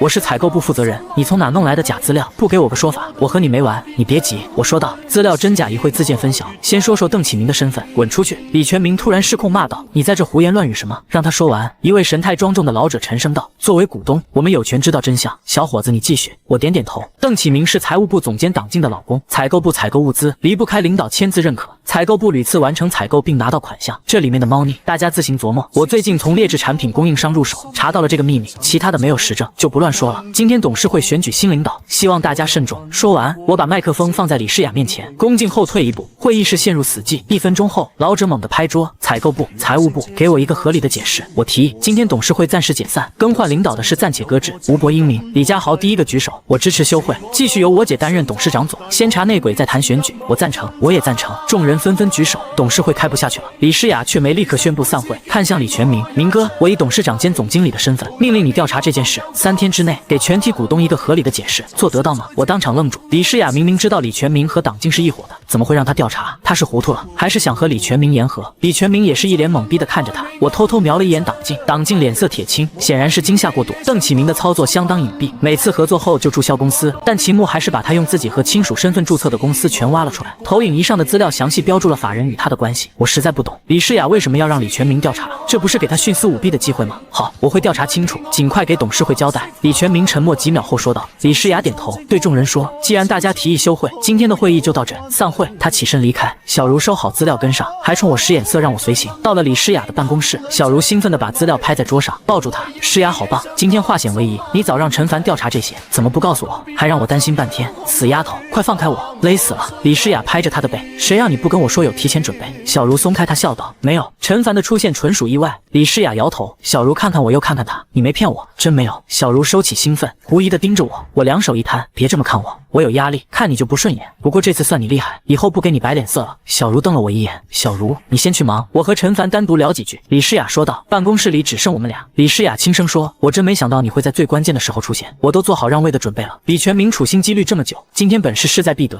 你的出现打乱了他的计划，干嘛这么容易认输？我笑了笑，之前就给过你党静和邓启明坑公司的资料，你怎么不用？大家都知道党静是李全明那边的人。李诗雅面露苦闷，迪凯的内部斗争比你想的复杂，李全明只是对方的一把枪，背后集团实力很强，单单对付一个党禁改变不了什么。我刚接管迪凯没多久，根基不稳，本不想撕破脸，可今天实在是被逼到份上了，继续委曲求全。我猜测到委曲求全，他疑惑，我哪有？你让李全明调查党禁和采购部领导，不就是让他徇私舞弊吗？到时候他暗箱操作放过党禁，大家面子上好看，继续相安无事，这不是你的目的。李诗雅嘴角扬起浅笑，没回答，转而问道：陈凡，你觉得我是个什么样的女孩？什么样的？我愣了愣，你突然问这个，我怎么说？直说就好，想到什么说什么。我犹豫半天，蹦出一句：不达目的不罢休。你为什么这么说？我是那种不择手段的人。他愣住了。是啊，我艰难地说，比如你举报陈少杰，就是希望他别带坏李家豪，完全没必要这么极端。可你为了目的就这么做了。李诗雅深吸一口气，好吧。还有，为了给我爸换肾，你不惜被李全明抓住把柄，挪用公款，也不在乎自己的处境，只想着把事办成。这也是不达目的不罢休。真的谢谢你，我爸这些年活得太累，没有你，不知道他还要煎熬多久。没什么，你也帮了我不少，咱们扯平了。之后我们聊了一会，我便离开了。2天后的晚上，我闲来无事在街头游荡，点开朋友圈，看到李诗雅1分钟前发了条动态，是街景和被路灯拉长的影子。我没多想，拨通了她的电话，还没睡，电话秒接。我问她在哪，我来接你，送你回家。她愣了一下，我就在小区门口，你怎么突然要送我？看你发朋友圈，以为你和我一样，灵魂无处安放，在街上游荡，那你来接我吧。李诗雅说道，我带你去个能放下灵魂的地方。她直接挂了电话，发来一个定位，我接来房东老周的车，10分钟就到了。李诗雅站在路灯下，手里捧着一杯奶茶，她没注意到我，直到我走到面前才惊讶道，这么快，等着安放灵魂呢，能不快？我调侃道，上车，哥带你奢侈一把兜个风。她乖乖走向副驾驶，没有丝毫鄙夷，反倒让我有些不习惯。上车后，她仍捧着奶茶不放，这奶茶有多好喝，这么舍不得？我问道，诺，给你尝尝。她把奶茶递过来，香芋味的，不嫌弃就试试。我接过奶茶，含着她用过的吸管尝了一口，淡淡的清香，味道确实不错，没骗你吧？她满眼期待，挺好喝。我把奶茶放在杯架上，但也不至于大半夜捧着奶茶，拿着手机游街，还发朋友圈吧？李诗雅轻叹一声，学着我的语气，灵魂无处安放，走，咱俩找地方安放去。我发动引擎，她用手机设了导航。半小时后，我们到了海埂大坝，一条围着滇池的数百米堤坝。我以前来送过外卖，深夜来还是第一次。李诗雅率先爬上堤坝台阶，在上面又蹦又跳，爬这么慢，你是7老80了？我慢悠悠走上前，找了张长椅坐下。滇池水面泛着渔火，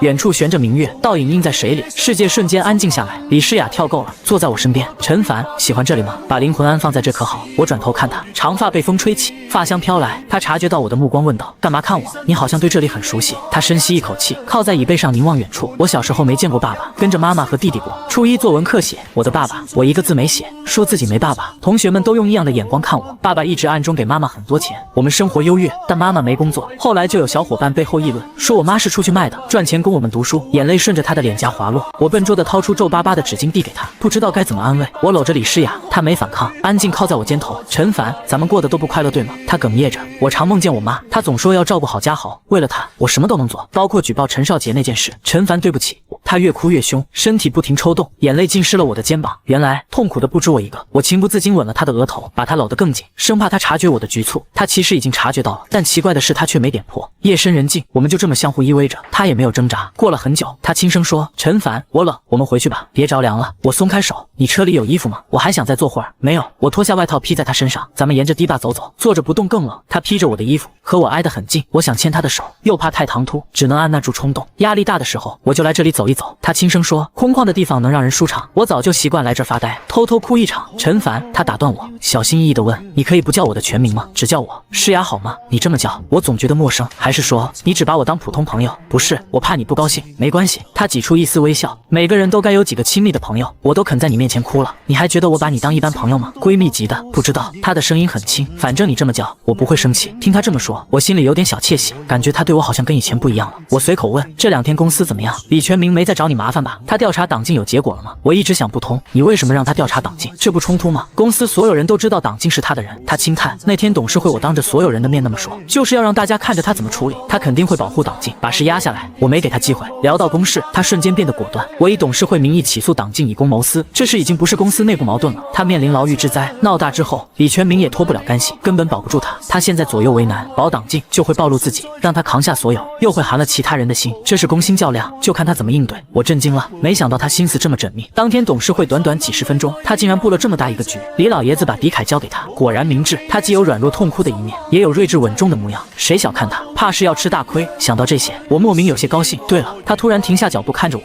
那些调查资料你是从哪弄来的？背后一定有人帮你，而且关系很好吧？律师拿到资料都惊呆了。你方便约他一下，让我当面道谢吗？我还有件重要的事想找他帮忙，让李诗雅和秦牧见面。真的要这样吗？我压根没想过李诗雅会和秦牧见面，总觉得他们俩不会有交集。见我没说话，他小心翼翼地问，是不是不方便？如果不方便，你帮我谢谢秦牧就好。没有，我解释道，我没想到你要见他，改天我约一下，看他的态度。秦牧调查党禁老公的事，知道的人越少越好，毕竟不是正规渠道，他本人也避讳谈这些。我明白了。李诗雅微笑道，时间不早了，我们回去吧。凌晨1点，我把他送回家，1点半回到酒吧，房东老周还没睡，坐在卡座边就着台灯看书，桌上放着一壶咖啡。我把车钥匙放在桌面，道谢后便离开。第二天中午，李诗雅的电话打了过来，今天周五，咱俩一起去医院看你爸妈吧。嘉豪说他们又吵着出院，他管不住，得你这个儿子亲自劝。我无奈叹息，好吧，那我等会就过去。他提醒道，是咱俩一起，你下班来迪凯酒店找我，我等你。6点1刻，我赶到迪凯酒店。李诗雅的办公室里只有他一个人，桌上堆着永远看不完的文件。需要助理吗？我认识不少汉字，语气也软下来的道歉说道，我补偿你，谢谢。不用，别以为有几个臭钱就可以为所欲为。说完之后，我牛逼哄哄的走到二叔身边，拿起一瓶啤酒仰脖就给吹了，然后把啤酒瓶丢在一边，对二叔说道，看不出来你挺能打呀。二叔不屑一顾地说道，还行吧。然后起身对李诗雅说道，姑娘，我看你还挺讲道理，和讲道理的人沟通更让人舒服。开车撞人的是你们，上门动手打人砸手机的也是你们，现在害得我侄子连工作都混没了，也是你们。你们总得给出点解决方案吧？这么大的委屈，不能就这么白白认了，对不对？李诗雅红着脸问道，那你们说要赔你们多少钱？二叔想了想说道，算了，你给他一笔钱，他转身就邮寄回家里给他爸看病去了，不如你给他一份工作吧。李诗雅说道，不行，不要。我们两个几乎同时开口。李诗雅看了我一眼，低声说道，我们公司不要人品不好的人。怎么了？陈少杰很不满地问道，我侄子怎么人品不好啊？他。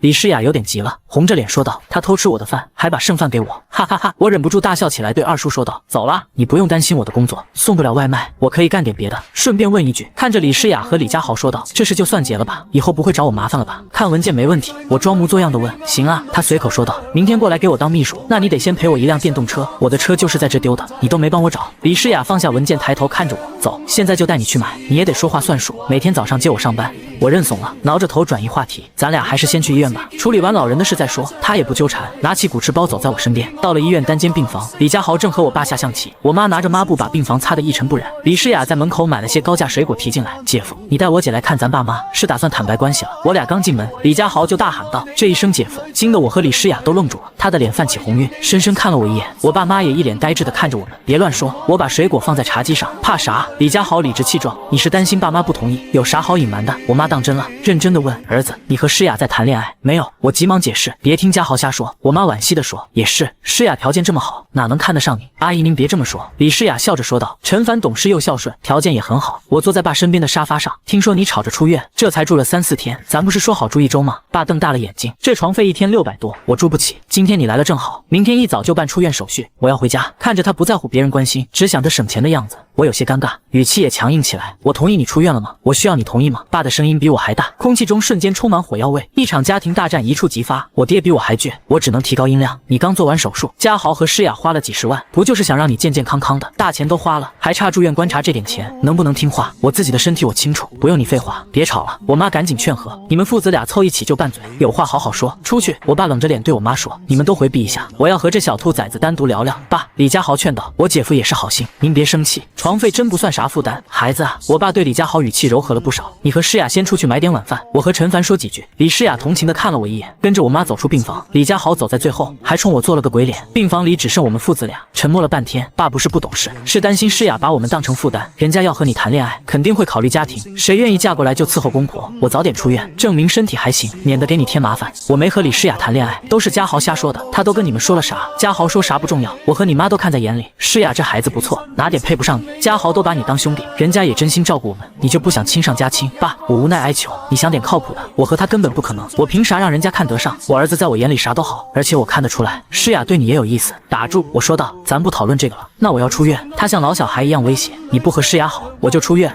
我爸得意地看着我，你自己看着办，我和你妈都商量好了，就喜欢诗雅，先住院，我妥协，你好好躺着，其他的以后再说。李家豪回来时提了6个餐盒，4荤2素加1份排骨莲藕汤，一看就是他买的，我妈肯定舍不得这么大方，这得多少钱啊？我爸又嘟囔着心疼，爸，这都是小钱。李家豪笑道，等你出院，我带我姐回咱家，让妈包饺子吃，上次没吃够。好好好，我妈笑得合不拢嘴，出院就包饺子，这气氛总让我觉得有点怪异。吃过晚饭，我和李诗雅离开医院，我主动解释，我爸妈今天有点胡言乱语，你别往心里去。什么？他明知故问，他们说什么了？就是把你当成准儿媳妇的事，你别在意，我知道你根本不可能和我在一起。突然他毫无征兆地问，那你干嘛偷亲我？我瞬间语塞，脸一下子红到脖子根，原来他都知道。我赶紧掏出烟叼在嘴里，假装找不到打火机，我去买个打火机。不等他回应，我转身就跑。第2天，刘军约我喝酒，从他口中我得知党静和她老公邓启明都被抓了。什么时候的事？我无比惊讶。董事会第2天，党静在公司被穿制服的带走了，传闻邓启明也因造假逃税被抓。明天周一，估计有更劲爆的消息，党静和邓启明被抓了。那妞妞呢？我赶紧给秦牧打电话，他却说已经知道了，还告诉我妞妞的外婆前天来昆明了，他把祖孙俩安排在派出所招待所。挂了电话，我对刘军说，今天就吃到这，我得去趟派出所，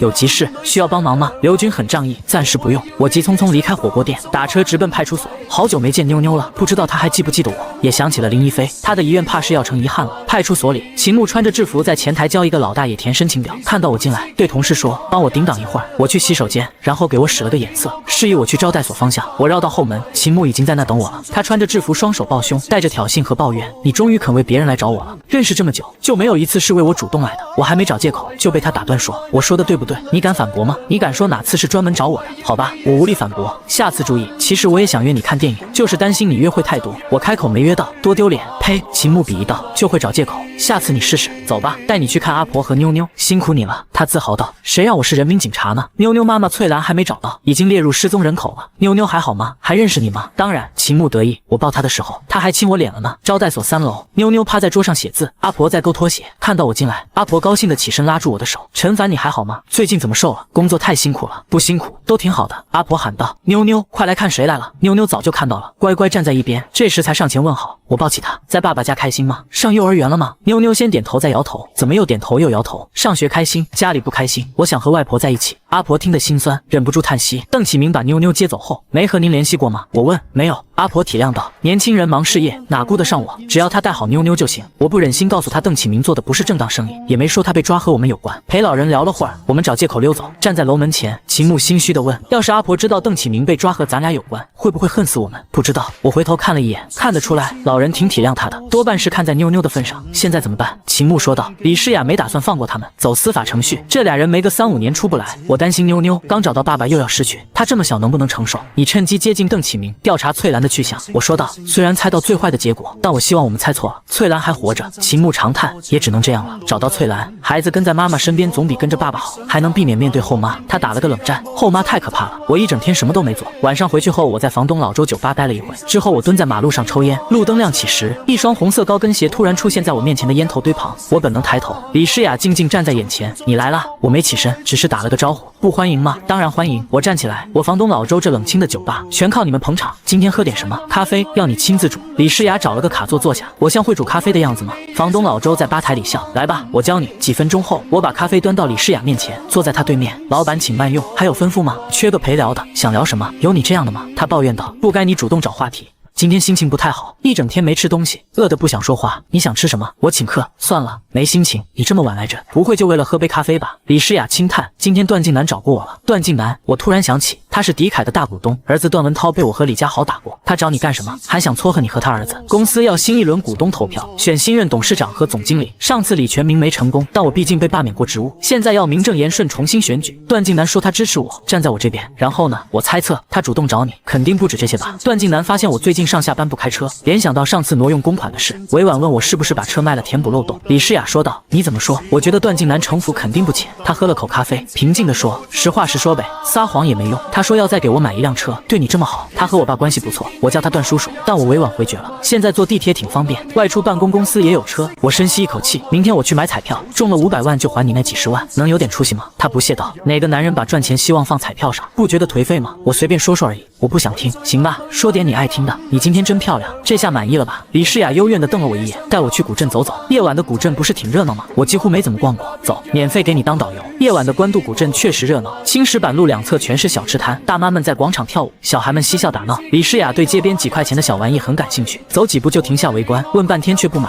我只能跟着她来回跑。两个孩子迎面撞过来，李诗雅痛得惊叫一声，前面的小男孩说了句对不起就跑了。怎么样，撞疼了吧？我关切地问。崴到脚了，好痛，你扶我一下。他双眼含泪，我搂着他的腰，先站稳活动活动，看看要不要紧。应该没事，就是扭了一下。我扶他坐在长椅上，看到推着自行车卖棉花糖的老婆说道，你在这等我，你干嘛去？要丢下我吗？等我。我花5块钱买了个超大的棉花糖，回来时李诗雅兴奋地捂着嘴，周围已经围了不少人，误以为我在表白，还有人拿手机录像，给个面子接过去呗。我小声说，这么多人看着。我举着眼泪，李诗雅接过棉花糖挡在脸边，伸手拉我，快点拉我起来，好害羞。这是我第一次碰她的手，手指细长，握起来很舒服。在众人注视下，她紧贴着我往前走。会不会有人把视频发网上，用棉花糖表白，比玫瑰花省钱多了？我调侃道，这算哪门子表白？他不屑。吃瓜群众会添油加醋的，也有可能说，坏叔叔用棉花糖哄骗小女孩，你算哪门子小女孩？他狠狠瞪了我一眼，我没敢再往下说。回到酒吧后，我带着李诗雅上了2楼，左边是我的卧室，右边是房东老周的。你住的地方怎么这么小？他惊讶地问。挺好的，这床1.5米呢，睡着舒服就行。我衣服少，一个行李箱就够，要大空间干嘛？我后仰倒在床上，看到没？床垫舒适度绝了，你要不要感受一下？没想到李诗雅真的学着我的样子躺下来，脑袋正好枕在我的手臂上，那一瞬间感觉很奇妙。她微微侧头，轻声问，有没有压疼你的胳膊？没。我弯曲小臂搂住她，盯着天花板问，怎么样？我的床舒服吧？肯定比你迪凯豪华套房的床硬吧？李诗雅躺在我怀里不屑道，硬还好意思说舒服？睡硬板床对腰好，中医说的，脊椎不容易出问题。我把手轻轻放在她腰部，搂着她，是不是觉得拥抱更温暖？干嘛抱我？她嘴上这么问，身体却没离开，也没推开我的手。我厚着脸皮，有个长得好看、身材又好的美女投怀送抱，不抱一下多可惜。哎呦，话没说完，李诗雅的手就拍在我肚皮上，疼得我大叫。她从床上起来，愤恨地看我一眼，流氓！说完就往外走。我急忙爬起来追出去，见她趴在2楼走廊的木质护栏上，盯着楼下一片废弃的小水池发呆。想什么呢？我走到她身边，以为她还在生气，都想好怎么哄了。陈凡，你看这水池多漂亮。她轻悠悠地说，周围都是青石板路，要是种上田旗子、灯芯草，摆上桌椅，下午在这喝茶吹风，一定很享受。好主意，想想都觉得舒服。我顺着她的意思说，要不你和房东老周试试，开个酒吧后门，1楼屋顶加个遮阳棚，放几把椅子，我一定会爱上这里的。行，我帮你搭建好，等你来享受。我本能的回应，就这么定了。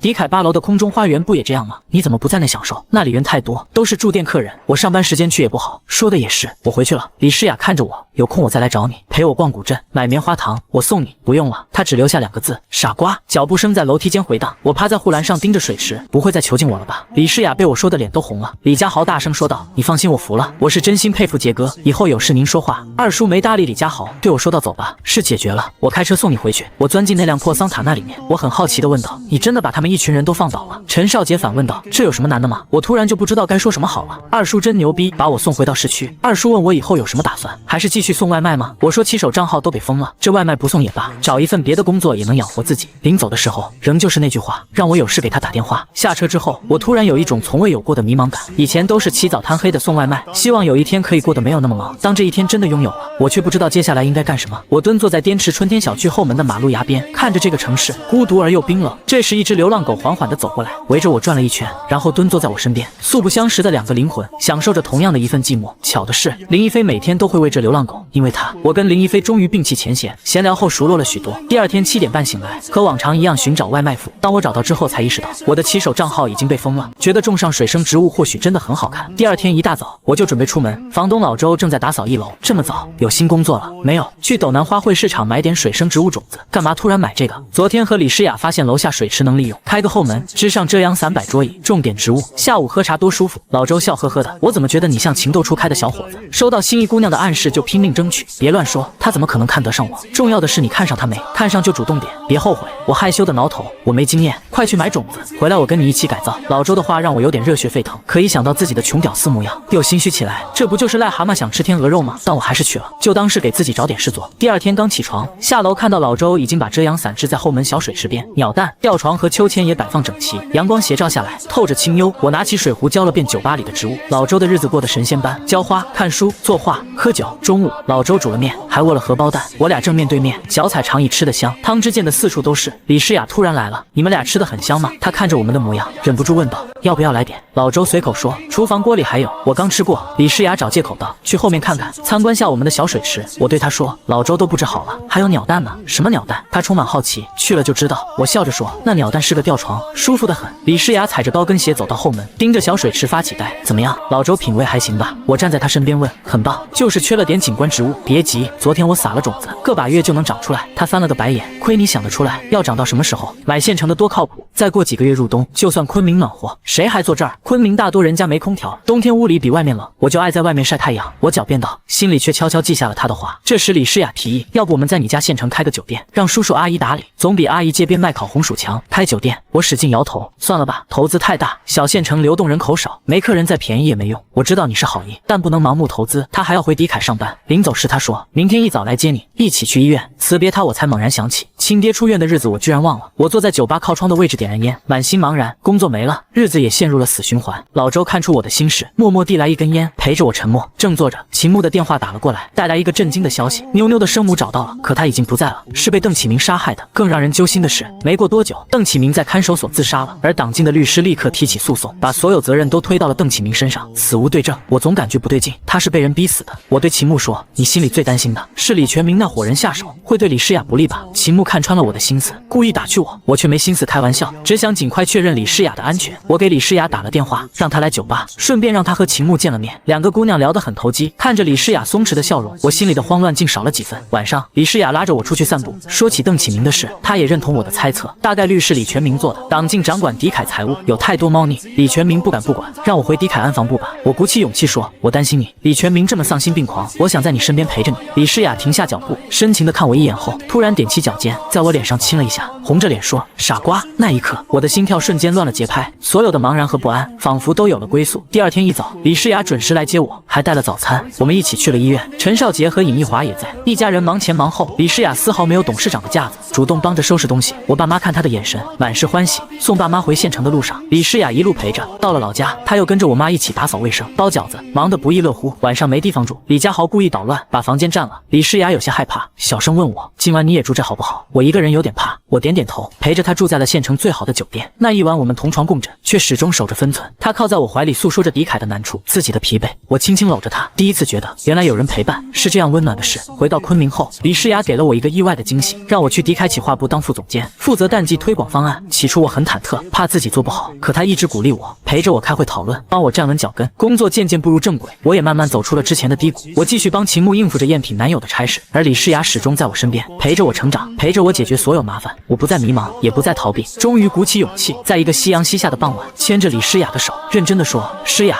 我以前总看不清自己的心，直到遇见你，我才知道我想要的从来都是你。李诗雅笑着点头，眼里闪着光，紧紧回握住我的手。后来我们一起搞定了迪凯内部的派系斗争，李全明的阴谋被揭穿，得到了应有的惩罚。我爸妈在县城安安稳稳的生活，再也不用辛苦奔波。秦牧也找到了属于自己的幸福。我和李诗雅没有轰轰烈烈的告白场面，却有着细水长流的陪伴。每天我们一起去迪凯上班，有空的时候我们会一起回官渡古镇吃老周煮的面，或者坐在小水池边，看着我种下的种子长出的绿植，聊着琐碎的日常。曾经的我以为日子只会一直灰暗下去，直到李诗雅的出现，像一束光，照亮了我所有的迷茫。而如今我也在不断的学习，不断的成长，以后的我会是大树，为它遮挡一切风雨。我今天没有资格去接单去送外卖了。我的车，突然意识到我的车还在凯蒂国际酒店，当时我被擒拿的时候，电瓶车还在。现在呢？我迅速套上衣服，在小区门口打了一个摩的，直奔凯蒂国际酒店。凯蒂国际酒店门卫厅里面，我看到了昨天的那个胖保安，他正在执勤。我发现他的时候，他也看到了我，拎着橡胶警棍问道，你小子又来干嘛呢？是不是找挨揍？滚犊子！我很不高兴地问道，我的车呢？什么车？胖保安挥舞着他的橡胶棍威胁我说道，这里没你要找的车，快点滚蛋！电瓶车？我的电瓶车呢？昨天我就停在这里的，被谁偷了？给我调取监控。胖保安笑了，用一种很轻蔑的语气问道，我们这国际酒店的监控是你说调取就调取的吗？你当是你家的了？我真想一巴掌打过去。胖保安特别得意，继续调侃我说道，就你那破车，去派出所报案，人家都不带给你立案的，看你还当个宝贝似的。话还没说完呢，这个胖家伙突然立正敬礼，一副很专业的样子。这是什么人来了吗？我转过头看到李诗雅那辆白色的路虎揽胜行驶过来，车子停在我身边，她坐在车内看着我问道，你又来干什么？我很不爽地问道，你以为我愿意来你们这破地方？我是来找我的车的，昨天就在这里，现在找不到了。胖保安凑过来说道，李总您别理他，为了他那个破车还想调取咱们酒店的监控，他太把自己当回事了。李总，您忙你的，他找车，这是我来搞定。李诗雅看着胖保安问道：“你怎么搞定？他的车在哪呢？”胖保安一脸坏笑的说道：“听昨天值班的小张说，他们亲眼看着那辆电瓶车被城管暴力丢上了车带走了。我彻底不高兴了，你们看到我的车被城管暴力丢上车带走，为什么不说一声？我是来给你们送餐的，害得我丢了工作不说，就不能帮我看下车子吗？你们有没有点人情味啊？”胖保安咧嘴瞪眼，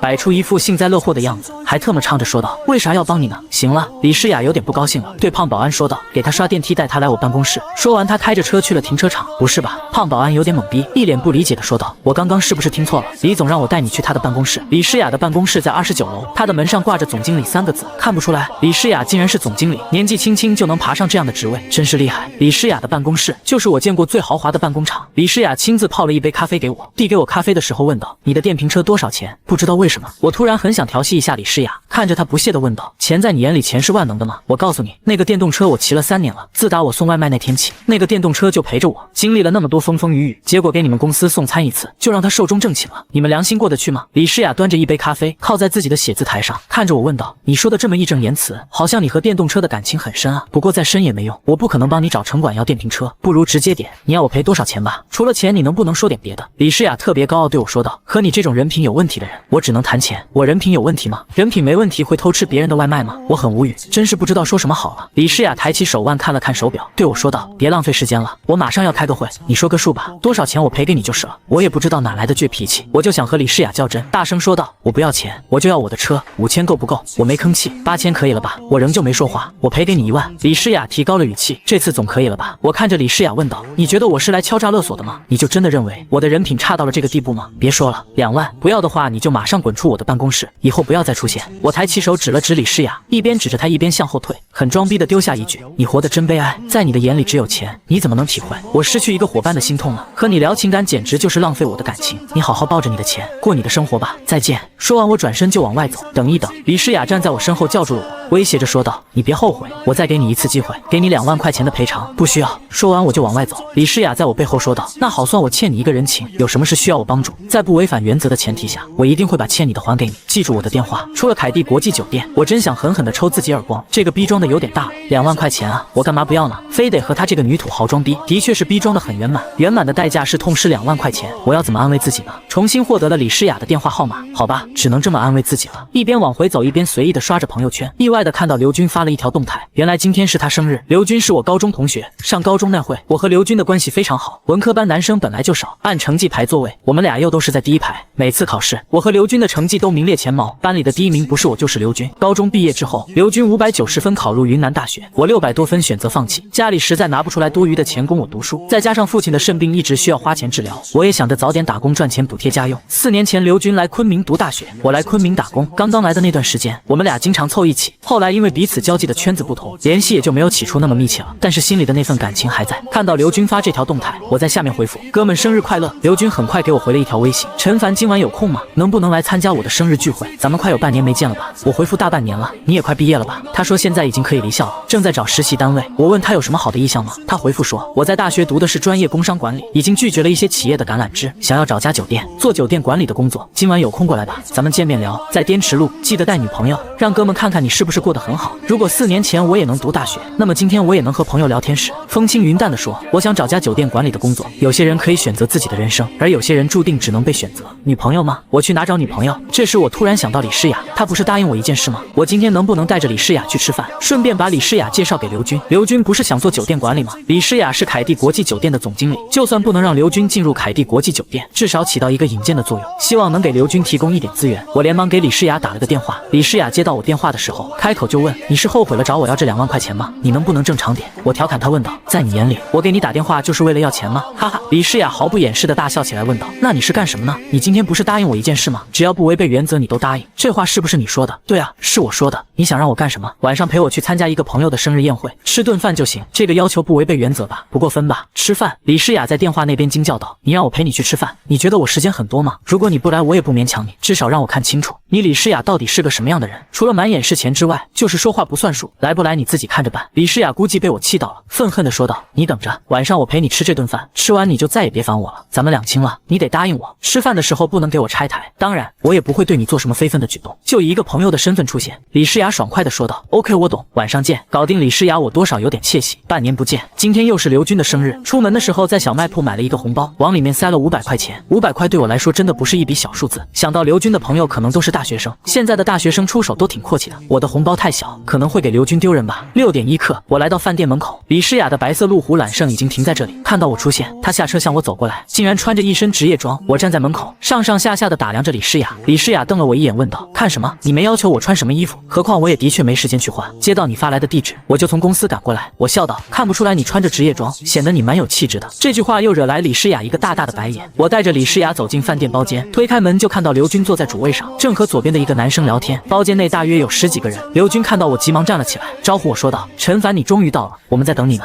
来这边坐。”说完这些，他示意身边男生串一下位置。我来到刚刚男生坐的那个位置，掏出烟蒂给我让座的男生。他看了一眼我的红塔山，并没有接，客气指了指桌面放着的软中华，对我说自己有。刘军给其他人介绍说道：“给大家介绍一下陈凡，我们一个县城的高中最好的哥们，曾经的学霸，高考600多分呢。”我苦涩的笑了笑，对刘军说道：“算了，过去的事就别提了，生日快乐。”说着我把红包递了上去。刘军的手指轻轻捏了一下红包，挥挥手对我说道：“陈凡，你太客气了，今天让你来，真不是为了让你准备红包什么的，想着半年不见了，一起聚一聚。先上菜吧，咱们边喝边聊。这位是弟妹吧？怎么称呼？”李诗雅并没有对弟妹这个词表现什么意见，微笑说道：“我叫李诗雅。”刘军看着李诗雅，自豪地说道：“我叫刘军，云南大学工商管理专业的，和陈凡是发小。”刘军说自己学校和专业的时候，声音特别大，表现得特别自豪。另外一个男生说道：“先上菜，先上菜。”周围又开始乱起来。刘军拿出自己的烟蒂给我，对我说道：“陈凡，当初你要是坚持上学，也不用送外卖了。”送外卖的坐在刘军身边的女孩用难以压制的鄙夷气问道：“平台的团团还是饱了吗？网上经常爆料送外卖的偷吃，是不是真的？”我还没等说话呢，另外一个男生抢着说道：“王慧，你太小题大做了，偷吃有什么？你没见过那个视频吗？在电梯里面把客户的汤当成漱口水，完了还要吐回去，更恶心。现在这个行业太乱了，平台也不知道整顿一下，都是一些没有固定工作的闲散社会人员在做，有好工作的谁能去送外卖？”一时间我的脸上火辣辣的，不敢看闲聊的这群人，更不敢看身边的李诗雅。就在大家聊着这个话题的时候，突然有个女生看着李诗雅问道：“你也是送外卖的吗？”李诗雅看着女生微笑说道：“我和陈凡都是送外卖的，我们是同事。”女生无比羡慕地说道：“每天送外卖风吹日晒的，肯定很辛苦吧？在这种环境下工作，还能把皮肤保养得这么好，真是羡慕你。”李诗雅微笑，也不解释什么，任由这些没见过什么世面的女生讨论着。刘军感觉挺尴尬的，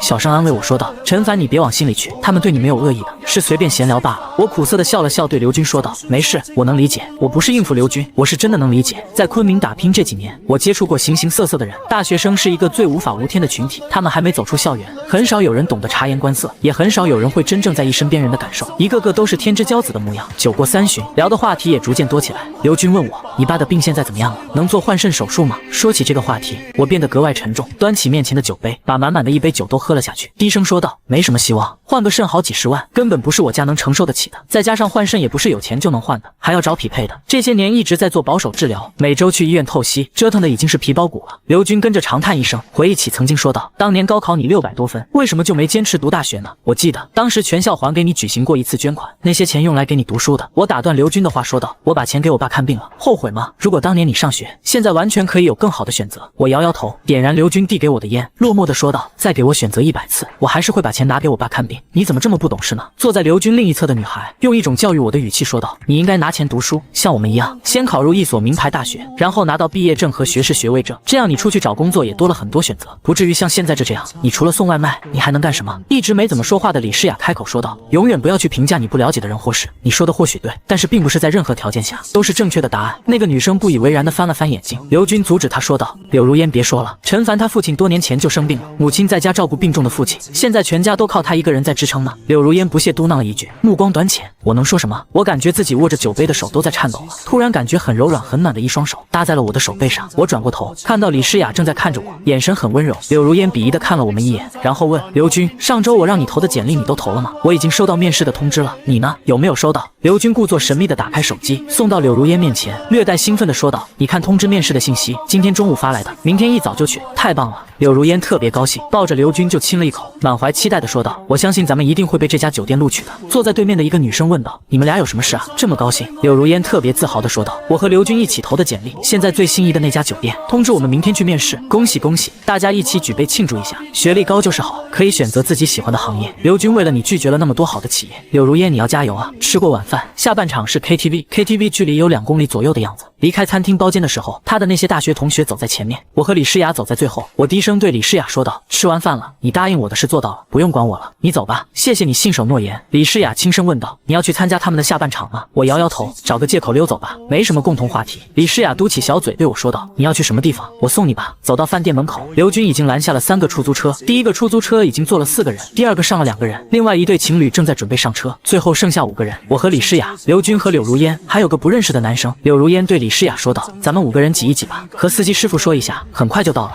李诗雅微笑说道：“谢谢，我和陈凡还有事，改天再聚吧。”刘军略带失望的说道：“这就走了，过去一起玩一会吧，难得出来聚一下。”柳如烟偷偷的掐了一下刘军，对刘军说道：“行了，你就别勉强人家了，这个时间正是点宵夜的时候，晚上能多送几单，别耽误人家时间了。”我对刘军说道：“下次吧，反正都在昆明，没事常联系常聚，我们先回去了。”那好吧，刘军依依不舍的道别说道：“我帮你们打个车吧，路上慢点。”不用打车了，我没喝酒。说着，李诗雅按了一下遥控器，停在我们身边的那辆白色路虎揽胜，车灯闪了闪，然后她很友善的和刘军挥手说道：“再见。”刘军和柳如烟的表情有点僵硬，我和李诗雅并肩走向路虎车，在开门的时候，听到身后的柳如烟用一种极度恨的语气说道：“你这个发小还真有意思，肯定是借个车来充面子吧。”后面再说什么我就不知道了，因为我已经坐在了李诗雅的车上，我靠在椅背上闭着眼睛，看不见自己的未来，却感受到眼泪划过脸颊。当生活的压力压得我喘不过气的时候，只能在黑暗中舔舐自己的心伤。我不想让李诗雅看到我的眼泪，按下车窗，任由风将它吹干，蒸发在空气中。车停在巴黎春天小区门外，我下车和李诗雅道别。临走的时候，李诗雅叫住了我，问道：“陈凡，我还欠你什么吗？”我停住脚步，转过身看着他，摇摇头说道：“不欠了，那就好。”李诗雅嘴角扬起一丝轻松的笑容，平静地说了声再见，一觉睡到第2天日上3竿，还是被电话吵醒的。我都没看是谁打来的，职业习惯接听电话，先问了一声你好。电话那边传来李诗雅的声音，她问道：“你还在睡觉吗？要不要这么懒？”我迷迷糊糊地问道：“我懒和你有什么关系吗？帮个忙可以吗？”“什么事？你来我公司找我，见面我和你说，如果你想拒绝我也不勉强你。”我犹豫了几秒钟，对李诗雅说道：“等着，我半小时之后到，管好你的看门狗，别让他们咬到我。”李诗雅笑道：“好像你真的被咬过似的。”李诗雅的办公室内，她正坐在写字台里面操作电脑处理文件。我来到她写字台面前，双手撑在桌面，看着她问道：“有什么重要的事请我出山解决？”李诗雅把手里的鼠标放下，靠在椅背，双手交叉在胸前，看着我说道：“人事部那边今天要面试几个人，我想请你帮忙。今天你来当我们人事部的主管，看看这几个人能不能用。”我看着李诗雅问道：“你没开玩笑吧？让我去帮你当面试官？”“是的。”李诗雅无比淡定地说道：“我没开玩笑，面试的几个人已经到了，如果你愿意帮我，现在就可以去面试了。我的助理小卢会全程配合你。其实当面试官没多难，你只需要看一看这些来面试的人，感觉好的就可以留下来进入实习期，感觉不好的可以直接劝退了，全凭感觉。”我十分不理解地看着李诗雅，我实在想不明白，你为什么让我来帮你面试？你是不是有什么特别的目的？李诗雅嘴角扬起一丝令人费解的微笑，起身说道：“去吧，我让小茹带你去人事部的办公室，一会你就知道我为什么让你来面试了。”我怀着好奇的心理，跟着小茹去了面试办公室，在桌面上放着4份资料，小茹就介绍说道：“初试已经过了的只有这4个人，但是最后我们公司只能留下2个，你先看一下他们的资料，我出去安排一下，通知他们4个人依次进来面试，最后留下哪2个你来做决定，这是李总的意思。”我打开第1份面试人的简历，26岁，有2年的酒店管理经验，西南政法大学毕业。第2份面试简历是个女孩子的，工商管理学院的，学历没什么亮点，但是个人简介写的特别谦虚，很低调的一个女孩子。当我翻开第3份面试简历的时候，我震惊了，竟然是刘军。我突然意识到什么，赶紧打开第4份面试资料，果然上面印着柳如烟的照片。昨天晚上他们在饭桌上兴奋说接到了酒店的面试邀请，激动得不得了。原来他们说的竟然是凯蒂国际酒店，而李诗雅又让我来面试，她这是什么意思呢？我凝神思索了片刻，似乎能理解李诗雅的用心良苦。片刻之后，助理小茹回到办公室对我说道：“我都安排好了，可以让他们进来面试了吗？”我点点头，对小茹说道：“让他们4个同时进来吧。”同时进来，小茹有点吃惊，同时眼里闪过一丝不信任的感觉，似乎是在疑问：“你到底会不会面试？”我坚持说道：“是的，让他们4个人同时进来。”都这么说了，小茹也就没再有什么疑问，推开门走了出去。再次进来的时候，4个面试的人全都被带了进来，当着4个人的面，小茹介绍说道：“这位是我们公司人事部的陈总监，今天哪2位留下，全都看陈总监的意思了。”介绍完，他回到办公桌，坐在我左侧，用手操作电脑做现场的记录。陈凡。刘军情不自禁地叫出了我的名字，惊讶地问道：“我没看错吧？”我微笑点头，眼神扫过他们几个人，发现柳如烟脸上带着难以压抑的兴奋，似乎是志在必得了。我装模作样地说道：“各位坐吧，你们的简历我都看过，能通过公司层层面试走到这里，说明你们都是这群人中的佼佼者了。即便是最后不能胜任这个位置，也足以证明你们的优秀。公司目前只有2个名额。柳如烟骄傲地说道。看来肯定是我和刘军了。这句话引来了另外那男子不满的眼神。刘军急忙拉了拉柳如烟，低声说道：“别乱说。”然后又给那个男子道歉。倒是另外一个女孩没有任何反应，仿佛没听到柳如烟的话一样。我端起面前的水杯，喝了口水，继续说道：“最后一道面试题很简单，如果你们月薪5000，摆在你面前有3个房子，第一个房子是城中村单间，月租500；第二个房子是小区房与别人合租，月租1000；第3个是小区房自己租一套，月租2500。你们会如何选择？”柳如烟第一个开口说道：“我要住月租2500的小区房，要环境好，有独立的生活空间。刘军你呢？”刘军挠了挠头说道：“我住小区房与别人合租的。”我把目光投向第3个女孩，她的名字很好记，叫白佩佩。这是我第一次听她的声音，很细腻很温柔。她小心翼翼地说道：“我会选择与别人合租小区房，毕竟生活环境很重要。与自己合租的人应该是收入水平价值观都差不多的朋友，会很聊得来，还能扩大交际圈。与别人合租挺好的。”最后那个男子很坚定地说道：“我会选择城中村居住，毕竟月薪5000不多，把钱花在住宿上，不如花在与别人的交际上。”他们4个人都说完了自己的想法。我对身边的小茹说道：“今天的面试就到这里吧。”小茹看着我问道：“那最后留下哪2位呢？”“明天上午公布，各位回去等电话就好了。”小茹起身说道：“非常感谢4位。陈总监的意思是，今天面试就到此为止，最后录用哪2位，明天上午会电话通知各位的去留，就看陈总监最后选择哪位。谢谢大家，我送你们出去，请跟我来。”说罢，小茹率先往外走，紧跟着小茹的是那个男子，然后是白佩佩。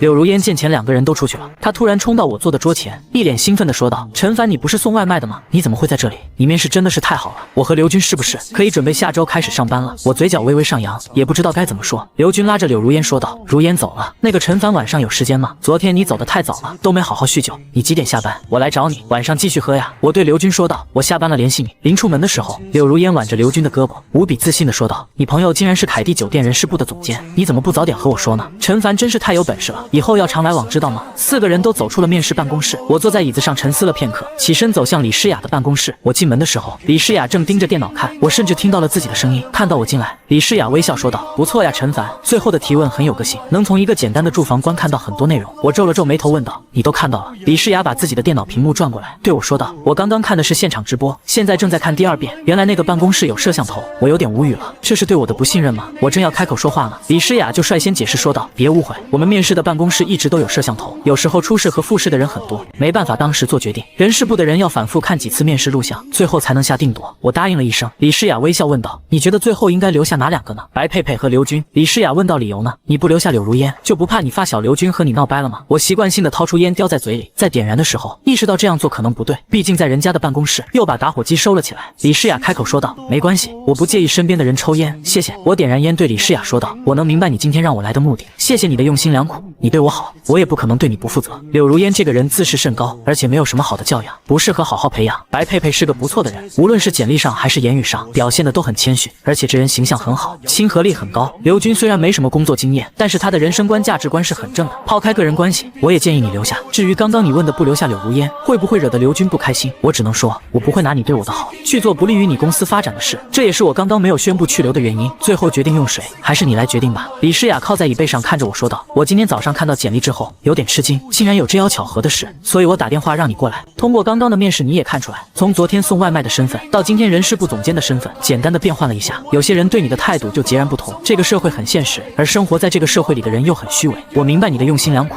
让我在朋友面前找回一点自尊与自信，但是你也让我陷入了一个僵局。刘军和柳如烟都认为我能决定他们的去留了，现在就很尴尬了。”李诗雅一副满不在乎的样子说道：“如果你觉得为难，那就留下刘军和柳如烟2个人呗，我无所谓的。凯蒂酒店上上下下我养着100多人，我不在乎多一个柳如烟，就看你怎么办。”我看了李诗雅一眼，真是不知道说什么好了，转身走向门口的方向，背对着她说道：“你自己玩吧，我要走了，你别坑害我，我不陪你玩了。”等等，李诗雅在背后叫住了我：“如果你认为作为最好的发小，刘军不能理解你为什么不录取柳如烟，因为这是和你闹掰了。我觉得你这个发小也没必要继续交往下去。柳如烟什么样，他肯定很清楚。另外，你觉得刘军和柳如烟这样虚伪的女孩在一起，他以后会幸福吗？当然，感情的是我们外人没有评论的资本，但是关于人品显而易见的东西，你不应该替你的发小说上1-2句吗？”我站在原地听完李诗雅说的这些，不想多说什么，拉开办公室的门往外走，背后传来李诗雅的声音：“既然做了这件事，就出个结果来。我不希望你答应帮我做的事半途而废，就像昨天我那么不喜欢的饭局，仍旧陪你到最后。明天由你来公布面试结果，如果你不来，我就录用刘军和柳如烟，让你在朋友面前有面子。”李诗雅的好心丢给了我一个烫手的山芋，我却不知道如何面对刘军和柳如烟。我可以忽略柳如烟的感受，但是我不想让刘军觉得为难。今晚的饭局或许很尴尬，即便是明知道很尴尬，我也不能逃避。下午4点半，刘军军给我打电话，问我几点下班。我告诉刘军已经没事了，他听后特别高兴，问我在哪见面，今天好好喝点。我让刘军来巴黎春天小区外的一个很普通的小饭店，今晚我做东。刘军说他马上就过来，一会见。说完就把电话给挂了。今晚会发生什么我不知道，10多年的友情是就此崩盘，还是变得更加坚固，我无从得知。毕竟这些年我们都在改变，交集的圈子也逐渐越来越远，有些话我不知道要怎么开口，一切只能祈祷。5点半，刘军和柳如烟2个人出现在饭店，我突然感觉很紧张，我想保留住这份友谊，但是又不想违背李诗雅对我的好，陷入了一种两难的地步。几个菜上齐后，他们俩和我聊的话题始终没离开凯蒂国际酒店，问我里面的环境怎么样，薪酬怎么样，以及整个公司的架构是什么样的。很多问题我也不知道，也没办法回答，只能尴尬的笑着转移话题。刘军和柳如烟都看出来我在回避，吃饭的气氛始终处于一种半尴尬的状态，彼此都很压抑。最先受不了的还是柳如烟，她拿着筷子用一种奇怪的声调说道：“刘军啊，陈凡好像太愿意你去凯蒂工作，别这么想。”我开口说道：“你们能不能来凯蒂工作，根本不是我能决定的。”柳如烟强调说道：“今天就是你给我们面试的，据说那个小茹是凯蒂总经理的助理，他都说你能决定我们的去留，怎么还不是你能决定的？我算是跳进黄河也洗不清了。”刘军看着我，很诚恳地说道：“陈凡，这份工作对我和如烟都很重要。虽然昆明的5星级酒店有好几家，但是经过我们的对比，发现凯蒂是最适合我们发展的地方。为什么呢？”我很不理解地看着刘军，你也说了，昆明那么多家5星级酒店，为什么你一定要来凯蒂？刘军故作神秘地说道：“你在凯蒂工作，你一定听说了吧？凯蒂集团老总李德忠在夏威夷发生空难，抢救无效后就这么走了。据说现在管理凯蒂酒店的是李德忠的私生女，他在大刀阔斧地做人员变更，想要建立自己的团队，树立自己的威信。在这种时候，他需要更多新鲜的血液注入。我们之所以选择凯蒂，就是看中了这一点。乱世出英雄，我想和如烟去闯一闯。与其去一个风平浪静的公司工作，不如进入一个利益纷争的环境里，去体现自己的价值。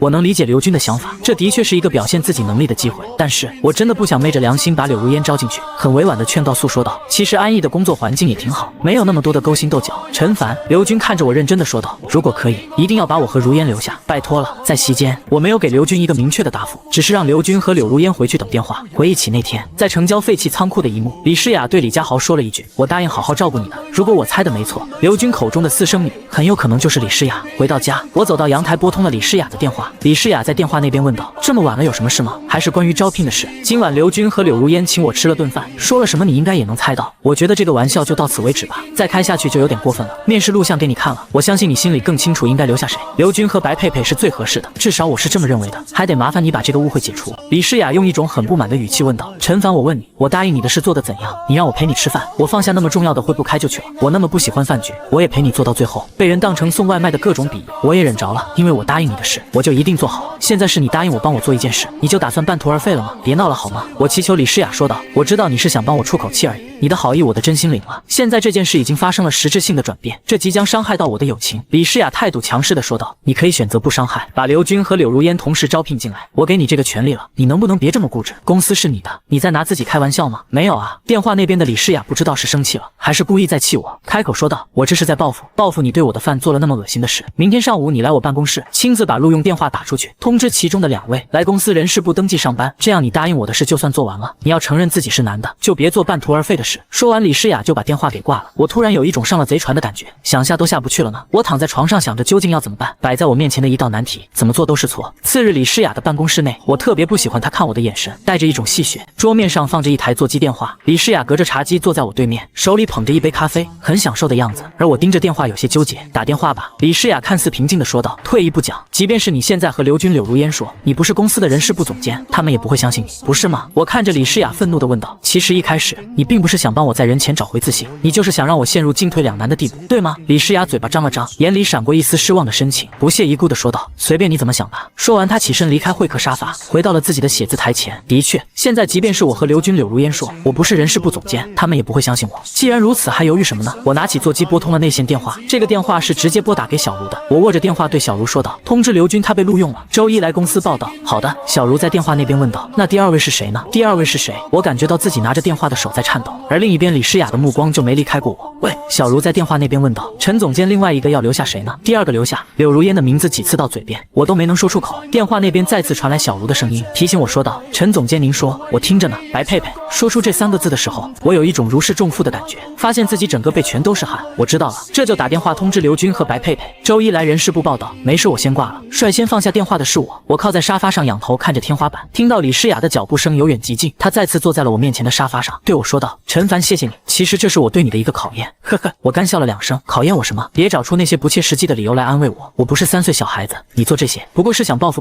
我对你的调戏。如果可以，我真希望回到几天前。我不去撒谎说我吃了你的饭，事实上我没有这么做。李诗雅满不在乎地说道。这不重要，世界上也没有那么多假设。其实我挺庆幸你撒了这个谎，让我们有了更多的接触机会。不管怎么样吧，我先给你道歉，不应该给你出一个这么难的考题。李诗雅的话还没说完，我的手机响了，和我想的一样，电话是刘军打过来的。接起电话，就听到刘军在那边问道：陈凡，你能告诉我这是为什么吗？对面坐着李诗雅，我没办法解释那么多，只能对刘军说道：我晚点打给你。好，我等着。接了这个电话，我的心情变得更沉重了。李诗雅对我说道：我先给你道歉，然后给你解释我为什么要这么做。至于你是否愿意原谅我，我都会感谢你今天为我所做的一切。我陈凡地看着李诗雅，她脸上带着淡淡的愧疚，也有一些无奈，轻声说道：我给你出了个这么大的难题，你还是在关键时候为我着想。公司最近出现了一些问题，正在做各个部门的人员调整，我希望身边有一些愿意真心为我着想的朋友，组建自己的团队。其实昨天让你来帮着面试，我只是单纯的想让你在朋友面前找回点面子，即便是你录用了刘军和柳如烟2个人也没什么，对于公司来说只是增加了一个实习人员而已，大不了1个月后请辞就是了。说到这里，诗雅停顿了一下，她小心翼翼地看了看我的表情，这才继续说道：昨天你面试的时候，我是在全程观看，我很意外你没有当场宣布留下柳如烟。回到我的办公室，你和我说柳如烟这个人并不适合，其实我也认为她并不适合在我的公司，原因咱们就不说了。看到你和我说这些，我突然就萌生了一个想法，这个招聘一定要让你来完成，看你最后的选择是什么样的。结果你没让我失望，最后还是坚持了正确的选择。这个选择对于你来说很艰难，或许因此你会和发小决裂。我想知道最后为什么要坚持？这么做是为了我吗？我嘴角扬起不屑的微笑。你别多想了，我这人做事有自己的原则，我只不过是不想对不起自己的良心而已。很好，李诗雅高兴地说道，我就需要你这样的，咱们好好聊聊吧。聊什么呀？我掏出烟叼在嘴里。李诗雅情不自禁地皱了皱眉头。我大声说道，你别皱眉，我现在不是你的员工，我想抽烟就抽烟，你管不着我。就算我是你的员工，你也别限制我抽烟的自由。没关系啊，李诗雅很平静地说道，昨天你也在我的办公室抽烟了，似乎抽烟更能活跃你的思维。公司目前全部岗位都在进行大换血，你想进入哪个部门？你对哪个部门比较感兴趣？你以前从事过什么行业？有什么从业经验？送外卖还会偷吃的那种？李诗雅狠狠地瞪了我一眼，对我说道，我是认真的，你别开玩笑了好不好？送外卖还在 KTV 里面当过服务生，工地搬过砖头。我越说越没自信，反正所有底层工作我都做过，如果你真想给我提供一个工作的机会，说吧。李诗雅鼓励我说道，想做什么你说就行了，薪水我一定给你满意的，不会低于你送外卖的薪水。你别小看我，送外卖1个月收入也有6、7千块钱呢，我给你8000，那我当个保安吧。当时李诗雅的表情没法形容了，瞪眼看了半天问道，你是认真的吗？当然。我追问道，当保安是不是可以免费提供吃住？有没有全勤奖什么的？排班是怎么安排的？工作几个小时休息几个小时？有休息的时候可以自己多看看书了。当个保安挺好的，周一来上班吧，我让小茹亲自安排你保安的工作，公司包吃包住，但是住的房间是集体宿舍，仅有个床位而已，平时休息一下还是可以的。保安部那边具体是怎么排班的，我不是很清楚，这些都是下面的人在负责。说到这，李诗雅抬起手腕看了看时间，对我说道，中午一起吃个饭吧。我先问一下，是我请你还是你请我？这句话惹来了李诗雅一个大大的白眼。中午在酒店吃过午饭，临走的时候，李诗雅已经让小茹给我送过来一套保安服，告诉我周一穿着这套服装来找小茹就可以，她会安排我的职务。我还问李诗雅，当个保安真的给8000的薪水吗？李诗雅倒是很淡定的说是。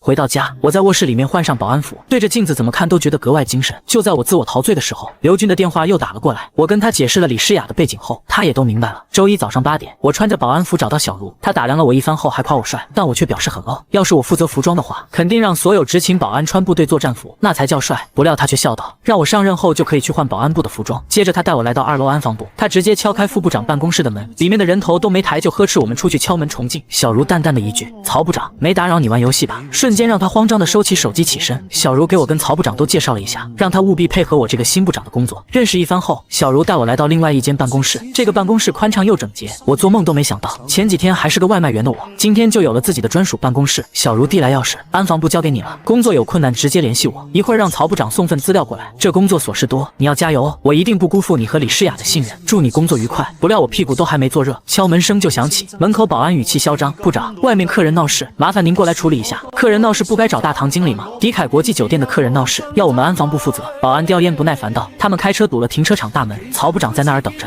让我来问你要解决方案。我赶过去后才知道，原来是一辆宝马横在了出口，车主骂骂咧咧表示他的车被划了，重点是还没有监控，而且偏偏是他的车位那里监控坏了。曹部长指着我，这是我们新上任的部长，你别急，相信他会给合理解释。车主暴怒，你负责是吗？给我个说法，到底怎么赔偿？好家伙，上任1小时不到就给我下马威。我正手足无措时，一个美女出现，表示是划痕是她弄弄的，他误把宝马车当成前夫的，上任首个危机就这样化解了，搞得曹部长只能干瞪眼。不料我刚回到办公室不久，公司大理总李明全带着曹部长以及总监走来，李明全看了我一眼后，淡淡的一句撤了，安排曹有为担任安防部部长。我都懵了，我这刚上任呢。幸好这时小茹和李诗雅也走了进来，小茹微笑道：“总经理亲自安排的人，你说撤就撤，这样好吗？”西装男子略显意外：“诗雅，这个人是你安排的？”李诗雅平静地说：“最近酒店安防投诉多，撤了原部长也没解决问题，所以我亲自安排人来负责。”哥，有问题吗？李明全立刻尬笑：“当然没问题，不过更换部门负责人该通过董事会决定吧。”李诗雅不卑不亢：“安排人实习也要过董事会，没必要麻烦，正式任命时再开会议也不迟。我觉得不听话的副部长可有可无，要不要撤了？哥，你觉得呢？”曹有为顿时一惊，看向李明全。小茹用眼神鼓励我别说话。男子连忙道：“暂时先不撤了，新来的部长还不熟悉业务，需要老曹帮衬，就让老曹扶持他一下吧。”李诗雅对他说：“那就听你的，再给曹有为一次机会。”说完，李诗雅带着小茹离开。李明全出门时用冰冷的眼神深深看了我一眼，后来我才知道他是李诗雅同父异母的哥哥李明全。李德忠去世后把公司交给私生女李诗雅，李明全表面辅佐，实则借李诗雅换人引发股东不满，自己人气渐高，李诗雅的地位岌岌可危。晚上回到家，疲惫感袭来，我直接躺沙发上睡着了，还是林一飞把我叫醒，还顺便蹭了一顿他的饭。自从上次因为流浪狗解开误会后，我们的关系越来越熟。饭后二叔突然的来电把我吵醒，他叫我过去酒吧喝酒，正巧我也想放松一下，我顺口邀请林一飞一起，不料他竟同意了。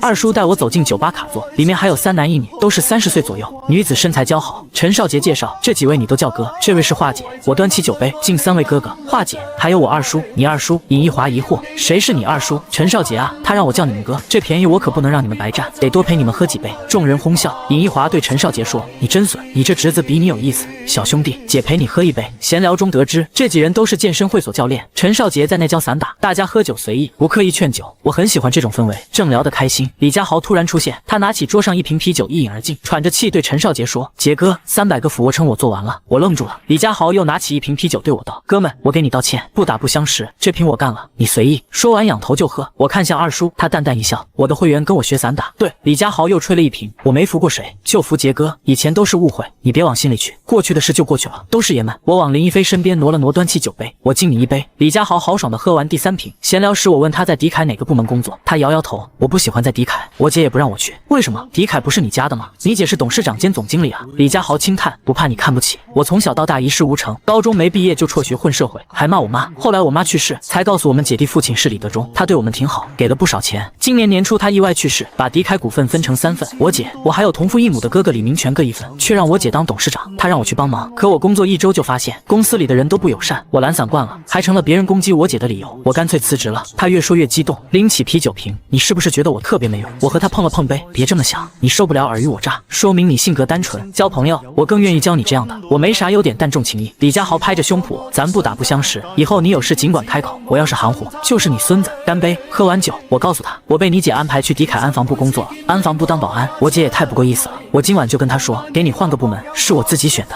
自己选的。酒店那么多部门，你为啥选保安？我点燃烟无奈道，干别的不会，先从底层做起。你姐对我够好了，直接让我当安防部部长，我已经很满足了。李家豪干笑2声，说实话，上班第1天是不是有人给你穿小鞋？没有的话，我再干3瓶。众人的目光都聚焦在我身上，我苦笑道，被副部长下套了，怎么回事？一向话少的陈少杰问道。我把今天的事说了一遍，最后补充，你别动不动就打人，这事不是暴力能解决的。我想好好工作当成挑战，这点事都处理不好，我自己都看不起自己。尹一华点头，陈凡，华姐支持你，要在一个环境生存，就得适应潜规则，暴力解决不了问题。一直沉默的陈少杰突然开口，打压他的威信，瓦解他的团队，从根本上解决问题。我重复着，脑海中思索具体做法，说起来容易，做起来未必简单。陈少杰右侧的余壮笑道，安防部几十人，不可能都跟他一条心，有人是迫于权力，你展现出强势和态度，自然有人会倒戈。作为领头人，个人魅力比权力压制更重要，不如给他们一个爆发的契机。我越想越觉得在理，这顿酒没白喝，这一夜我失眠了。我一直琢磨后续计划，直到凌晨2点才睡着。早上我第一时间给李诗雅发信息，我想带好迪凯安防部，接下来我做的事，希望你能支持我。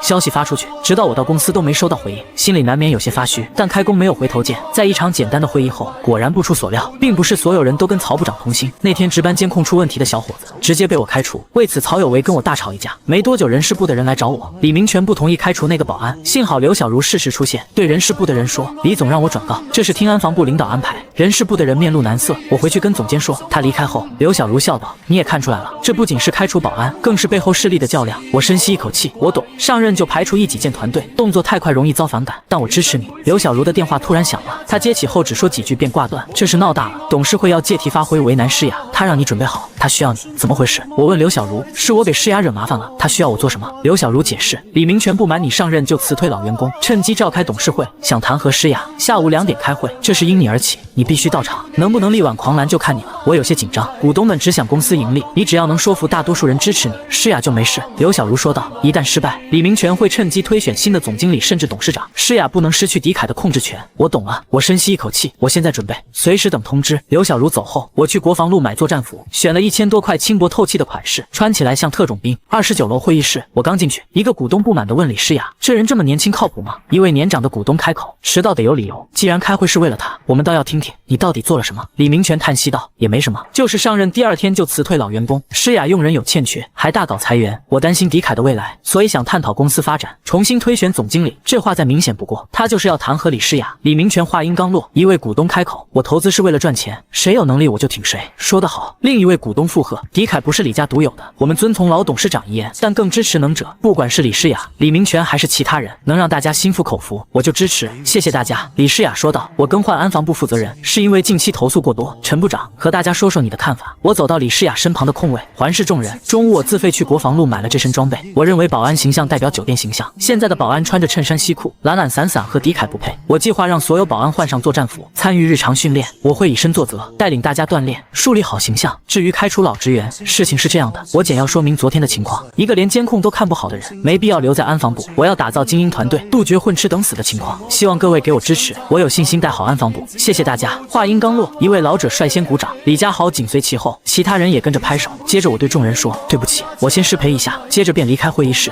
回到办公室，我发现地上有6、7份自荐信，都是想当小组长的保安。我正看着自荐信，李诗雅走进来，脸色疲惫不堪。今天的董事会没事吧？李诗雅挤出一丝苦涩的微笑，打断我，董事会那边没事，大家认可了你的想法，支持你在安防部做事，不过只给你1个月实习期，能不能把握住就看你自己了。我轻声说，谢谢你给我机会，以后要是再给你送外卖，我保证不偷吃了。这话换来了李诗雅一个大大的白眼。李诗雅在办公室待了10几分钟，闲聊几句后便离开了。我整理好自荐信锁上门，心里满是热血，却也清楚未来的路不好走。回到家，二叔打来电话问我今天情况，我如实告知后，他建议我马上架空曹有为，把3个组长培养成自己人，给他们足够权力，甚至能和曹有为抗衡。他解释，我初来乍到不熟悉情况，给组长实权能让他们更珍惜工作。陈少杰的话点醒了我，当晚我就制定了管理计划。第2天到公司，我便选定了3个组长，有一个组长叫何大壮，他是退伍兵，我对他挺满意。下午召开全体会议，我当着曹有为的面宣布了3个组长的任命，强调组员要无条件服从组长，组长犯错加倍惩罚。曹有为当场发难，陈部长，你到底有没有把我放在眼里？这么大的事为什么不和我商量？所有保安的目光都聚焦在我身上，我淡淡一笑，你是副部长，有事先和我商量才对。各位工作生活中遇到困难，可直接向组长反映，或者向曹部长反映，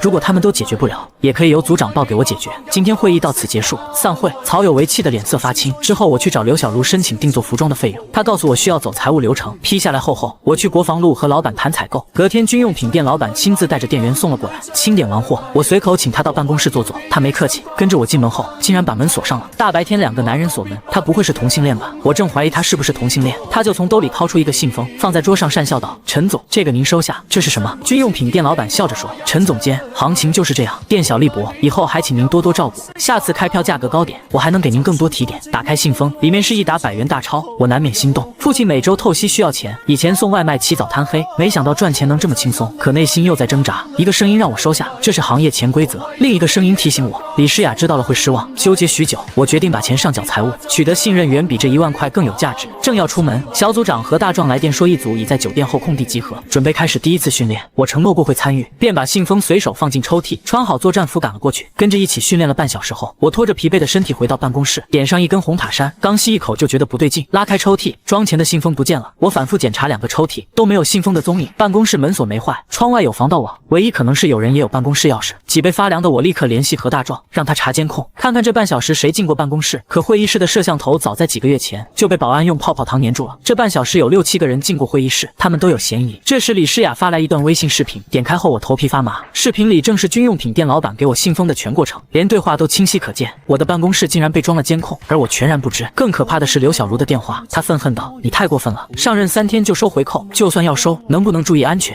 你的脑子被驴踢了！收回扣的视频已经在公司各部门群里传开了，你让诗雅怎么看你？还有什么要解释的？我拿着电话猛在原地，急忙解释：小茹，你听我说，我本打算把钱交到财务。刘小茹冷笑一声：你觉得我会相信这种说辞？我突然觉得自己的解释很可笑，换作是我，也不会相信把钱放抽屉里却说要上交的话。电话被愤怒的挂断。看到工作群里的视频后，瞬间明白了一切。办公室里只剩尴尬。我点燃一根烟，不想再解释，解释也无用。这时人事部总监走进办公室，直接通知我被解雇，离开保留追究其他责任的权利。上任第3天就被辞退，真是可笑。随后我沮丧地坐在古镇水池边的台阶上，拎起啤酒猛灌。李诗雅不知何时出现在我身后，她在我身边静静坐下。你不是来找我要那1万块钱的吧？不是。李诗雅解释，最近工作压力大，以前我和我妈住古镇旁边，常陪她来散步，今天过来怀念一下。我让你失望了对吗？我望向远处，我说我本打算把钱上缴财务，你会信吗？我自嘲地笑了笑，算了，这种话谁会信？人事部的通知你收到了？李诗雅轻声问。收到了。我喝着酒，我也知道是曹有为偷拍的，抽屉里的1万块钱也被他拿走了。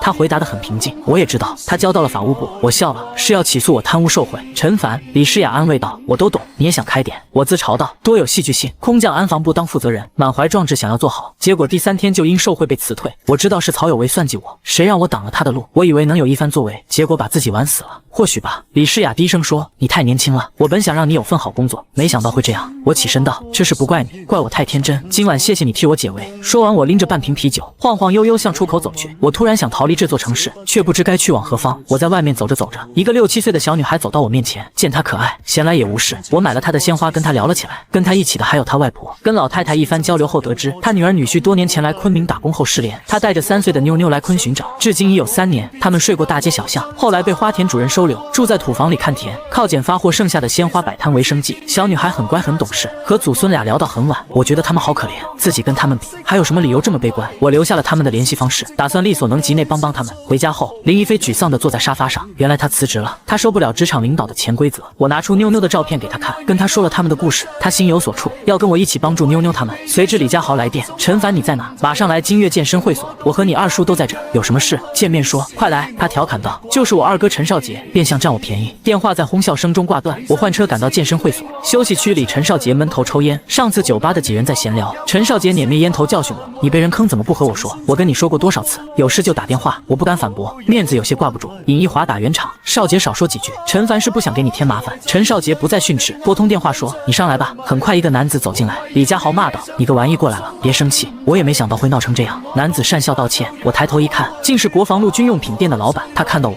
急忙道，陈总实在不好意思，1万块钱给你添了这么多麻烦，别道歉了，解决问题才关键。陈少杰冷冷道，把计划捋一捋。老板掏出 U 盘放在茶几上，微信聊天记录、视频都准备好了。李家豪提着笔记本上来，我好奇 U 盘里的内容，打开后彻底震惊了，还能这么操作。U 盘里的第一个文件是段2分钟的视频，军用品店老板对着屏幕说，1天前有人加我微信，让我送1万块回扣给陈总监，不送就退货。我以为是陈总监用小号要回扣，就照做了。后来他被辞退，我才知道被人算计，那个微信已经把我拉黑了，还有聊天截图为证。画面切换到微信截图，最后一张显示已被对方拉黑。李家豪解释，这个微信头像是曹有为的，视频和截图就是要栽赃他。陈凡你随时能回狄凯，曹有为这次洗不清了，还是二哥厉害。我看向二叔，知道这都是他的安排，却没了兴趣。算了，别坑曹有为了，我也不想回狄凯，那种尔虞我诈的环境，我性格不适合。工作在哪都能找，怕什么？你怂了？陈少杰质问。这个社会没人同情弱者，你姓陈就得在哪跌倒在哪爬起来。我们生存理念不同，别把你的想法强加给我。我苦闷道，我只想过小市民的日子，不需要多大成就。陈少杰气得抓起烟灰刚要打我，尹一华和其他私教赶紧拉住他。陈凡别说了，你二叔在气头上。尹一华拉着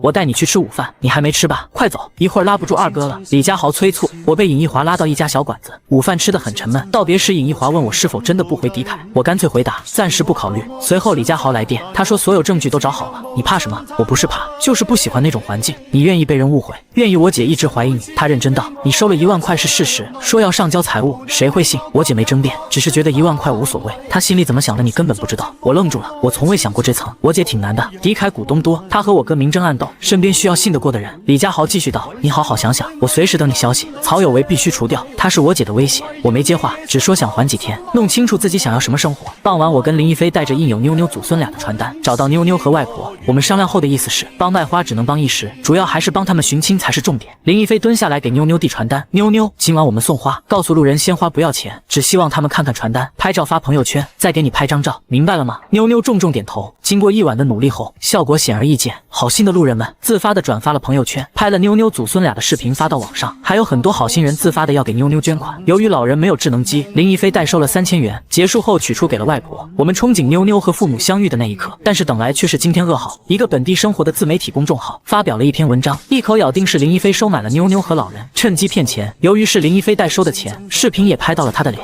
而我站在最边上，只拍到模糊身影，他一时成了众矢之的，不仅人肉搜索他，还曝光他的身份工作。为此我只能不断安慰林一飞。林一飞在我怀里哽咽着问道：陈凡，这个社会到底是怎么了？为什么不求回报的做点好事都这么难呢？没事的，我安慰林一飞说道。我们去找妞妞和外婆，不知道他们现在怎么样。这件事总会真相大白的。不料我们刚出门就成了过街老鼠，不仅被人辱骂，有些直接上手。我为了保护林一飞，被打得满嘴是血。林一飞为此崩溃大哭。林一飞说他累了，我们回家好吗？我们最后没去找妞妞他们，于是我们2个人一起把手机关了，好像这样就能从这个世界中蒸发。我们试过各种办法，有发澄清文章，有打晚报投放广告的热线，但都没有用。我们绝望地坐在沙发上。这天几个扛着摄像机的自媒体记者到访，在一番采访询问后，我和林一飞期望他们可以帮我们澄清，没想到等来的是一个更大的噩梦。大约下午3点，另外一个公众号发了一篇更让我们无法接受的推文。推文中有一段视频，视频就是女子采访我们的，但是全程用的都是配音，画面打了轻微的马赛克，观众只看得出来马赛克下我们俩的脸嘴在动，但是说出来的话全都是配音。配音的内容竟然是我和林一飞承认自己借着妞妞的事在骗钱，我们承认知道老人没有微信，才故意演戏拿出自己的微信2维码收款。在视频的最后，我们俩还在向社会各界人士道歉，哀求原谅。更可恶的是，在推文的第2段有另外一个视频，视频采访老人和妞妞的，他们俩完全不知道发生了什么，面对着摄像机不停地说感谢我和林一飞的话，我隔着屏幕都能看得到老人和妞妞是真的开心，是发自内心的在说感谢我和林一飞的话。这2段视频形成了鲜明的对比，引起了受众的情绪，转发量持续攀升。但是这篇推文的内容就是我和林一飞瞒着老人、妞妞，借用他们的故事给自己谋私赚钱。最让我难以接受的是，这拥有3多万粉丝的公众号瞬间就把这个事传来了，短短1个多小时，点击已经10万加，转发也是10万加，下面的评论更是不堪入目。林一飞的眼泪在不停地滴落，他在我身边木木地问道：陈凡，你能告诉我这个世界到底怎么了吗？为什么他们要如此的对待我们？我们做错了什么吗？我无言以对，把林一飞紧紧地搂在怀里，安慰他说道：等一等，等一等，一定会好起来的。林一飞轻声说道：我有点累了，我想去睡一会儿。我是看着林一飞走进卧室的，他的背影那么孤独。尹一华也打来电话安慰，说二叔已经在帮我去查了，本地市这个公众号就是昆明人在运作的，借这个事情炒热点，提高自己的知名度而已。可让所有人没想到的是，林一飞却用最简单、最果断的方式结束了属于他的痛苦。警察破门来现场的时候，我在林一飞的房间内，等于找到了一封林一飞留下的绝笔。当时我想要看一眼，却被警察装进了塑料袋里面，我也作为嫌疑人被带走。录口供的房间内，我把我认识林一飞到他为什么自杀，所有的事都说了一遍。不知不觉过去了2个小时，在这2个小时里，警察把他的那包烟都贡献给我了，还给我拿了一瓶矿泉水。说到林一飞为什么跳楼的时候，我几度哽咽着说不下去。做笔录的女警察也是泪流满面，我不想说的多煽情，但这都是事实。一直做笔录没开口问话的秦牧女警把做好的笔录拿给我，哽咽着对我说道：看看吧，如果没什么问题，就在这下面签个字吧。我没有仔细看他记录了什么，在下面写下了自己的名字，然后我看着警察说道：是本地市这个公众号逼死了林一飞，这个公众号的运营者有不可推卸的责任，求你们还给他一个清白。女警点点头，然后把自己的手机拿出来递给我，对我说道：这封遗书的原件暂时还不能给你，我只能把它拍成照片拿给你看一看。我接过女警的手机，看到画面上有一封信，是林一飞在跳楼前留下的绝笔。看了后，我才知道林一飞的身世也这般可怜，父亲外遇抛弃了家，母亲想不开也离世了，16岁的他就成了无家可归的孩子。看完后，我已经泣不成声，趴在桌面痛哭不止，手里的手机掉在地上竟然浑然不知。女警秦牧弯腰捡起手机，安慰我说道：你放心，我一定帮你找出来那2个公众号的运营者，还他一个公道。公道！我狂吼道：这个时候你和我说公道有什么意义吗？人都死了还说公道干什么？你们早都死哪去了？我意识到自己的失态之后便没有再说什么。我看着秦牧的双眼说道：我想去看看林一飞，他在哪？相信我，你一定不愿意看到他那个样子的，就让他把最美好的一面留在你心里吧。不如我一起去做另外一件事吧。你不是说今天有个自媒体的来到你们的住处采访你了吗？我可以帮你找出公众号的运营者，在他的熟练操作下，我们很快从公众号的官方认证主体信息中锁定了负责人朱大龙，正是当初恶意采访我和林一飞的那名男子。秦牧没有停顿，继续通过公开的企业信息公示渠道核查，确认本地市公众号的运营主体是本地一家广告有限公司，公司的法定代表人田爱芬就是当天一同前来全程引导恶意提问的那名女子。看着屏幕上田爱芬的照片，我瞬间想起了她当时尖刻的提问和伪善的嘴脸，胸口的怒火翻涌，我死死攥紧拳头，才勉强压下了情绪。作为林一飞相关案件的经办民警，秦牧通过合规的办案流程，核实到了2人名下宝马 X5的登记信息以及车辆当前的实际停靠位置。我把核查到的全部线索同步给二叔后，便陪陪同秦牧前往目标地点，配合后续的核查工作。我此前从没想过秦牧会愿意为了这件事这么上心。他跟我说，林一菲是个纯粹善良的姑娘，不该平白遭受无妄之灾，更不能让恶意抹黑她的人逍遥法外。他必须把事情的真相查清楚。车子行驶途中，秦牧忽然侧头跟我说，一会儿见到当事人，你一定要保持冷静，千万别冲动做出格的事。咱们是来核实情况、固定证据的，一切都要按规矩来。他这句叮嘱让我心里生出了全然的意外。半个小时后，我们在繁星酒吧找到了田爱芬的宝马 X5。我和秦牧正在找车位停好车，死盯着宝马的时候，田爱芬和朱大龙出现了。我看到这两个人的第一反应就是对身边的秦牧说道：“快停车，人在那呢。”秦牧比我冷静，对我说道：“停在这里干什么？”直接开去挡住他宝马车的前头。你还怕他跑了不成？秦牧开着车直奔着宝马行驶过去，突然正对面出现了两道白光，晃得人睁不开眼睛的那种远光灯。紧接着听到的是引擎的轰鸣声，以及一脚急促的刹车时，下一秒听到有人传来一声尖叫，然后那个打着远光灯的车从我们身边一闪而过。整个过程不过10秒钟而已。当那辆车离去，我们的视线恢复正常的时候，却发现田爱芬和朱大龙都不见了。当时我和秦牧都愣住了，两个大活人就这么不见了。秦牧迅速挂上倒档，想要追赶刚刚从我们身边疾驰而过的车，却发现自己掉头之后连对方的尾灯都看不到了。我们下车后便看到地面上躺着两个人，朱大龙倒在路边，人还有点意识，田爱芬是整个人都昏死了过去。这是一场很多人亲眼目睹的车祸，而肇事司机竟然开着车逃之夭夭。我没想到二叔竟然用这种方式替我出气，我顿时震惊了。但是我却觉得这并不能和林一菲的死话等号。就在这时，秦牧却要求查看我手机，他怀疑这一切是我安排的。我死死地护着自己的手机说道：“你又没权利查看我的私人物品，更何况手机是一个人的隐私。”就在我们争执不休的时候，一个熟悉的声音在耳边响起。我和秦牧同时转过头，李诗雅带着几个人出现在我们身边，特别礼貌地对秦牧说道：“我是迪凯国际酒店的总经理李诗雅，陈凡是我们迪凯的人，我想带他回公司，有点事需要处理一下。”秦牧有点傻了，倔强地仰起头对李诗雅强调说道：“他现在是嫌疑犯，必须跟我回派出所。”李诗雅嘴角微微上扬，身上自带很强的气场问道：“嫌疑犯可以随意被带出派出所？还有你是什么人呢？你的身份是？”秦牧马上意识到李诗雅在故意刁难他，他换了一副语气说道：“我是根据上级要求在带嫌疑犯执行任务，我的身份你可以去查，我是警察，警察有什么权利随意扣押公民？公民是有人身自由的。我建议你先和我们公司的法务律师沟通一下吧，你觉得有必要吗？”秦牧被李诗雅气得说不出话来，这也是我第一次看到李诗雅用这种态度和别人说话。之前听李佳豪说过，他姐姐是一个喜怒不形于色的人，城府深着呢。今天我算是见识到了，秦牧显得有点稚嫩了，除了徒有一份敢爱敢恨的性格之外，真的没什么城府。李诗雅看了看我，对我说道：“陈凡，先跟我回去吧，有什么问题让公司的律师和他们沟通。”秦牧在身后大声叫道：“陈凡，我知道我拦不住你，但是你能答应我吗？如果这2天有需要，你能在第一时间来派出所配合调查，我们不会耽误你太多时间的，让你留在招待所住，也是为了保护你。”的确，从去派出所到现在，秦牧一直对我都不错，包括用自己的方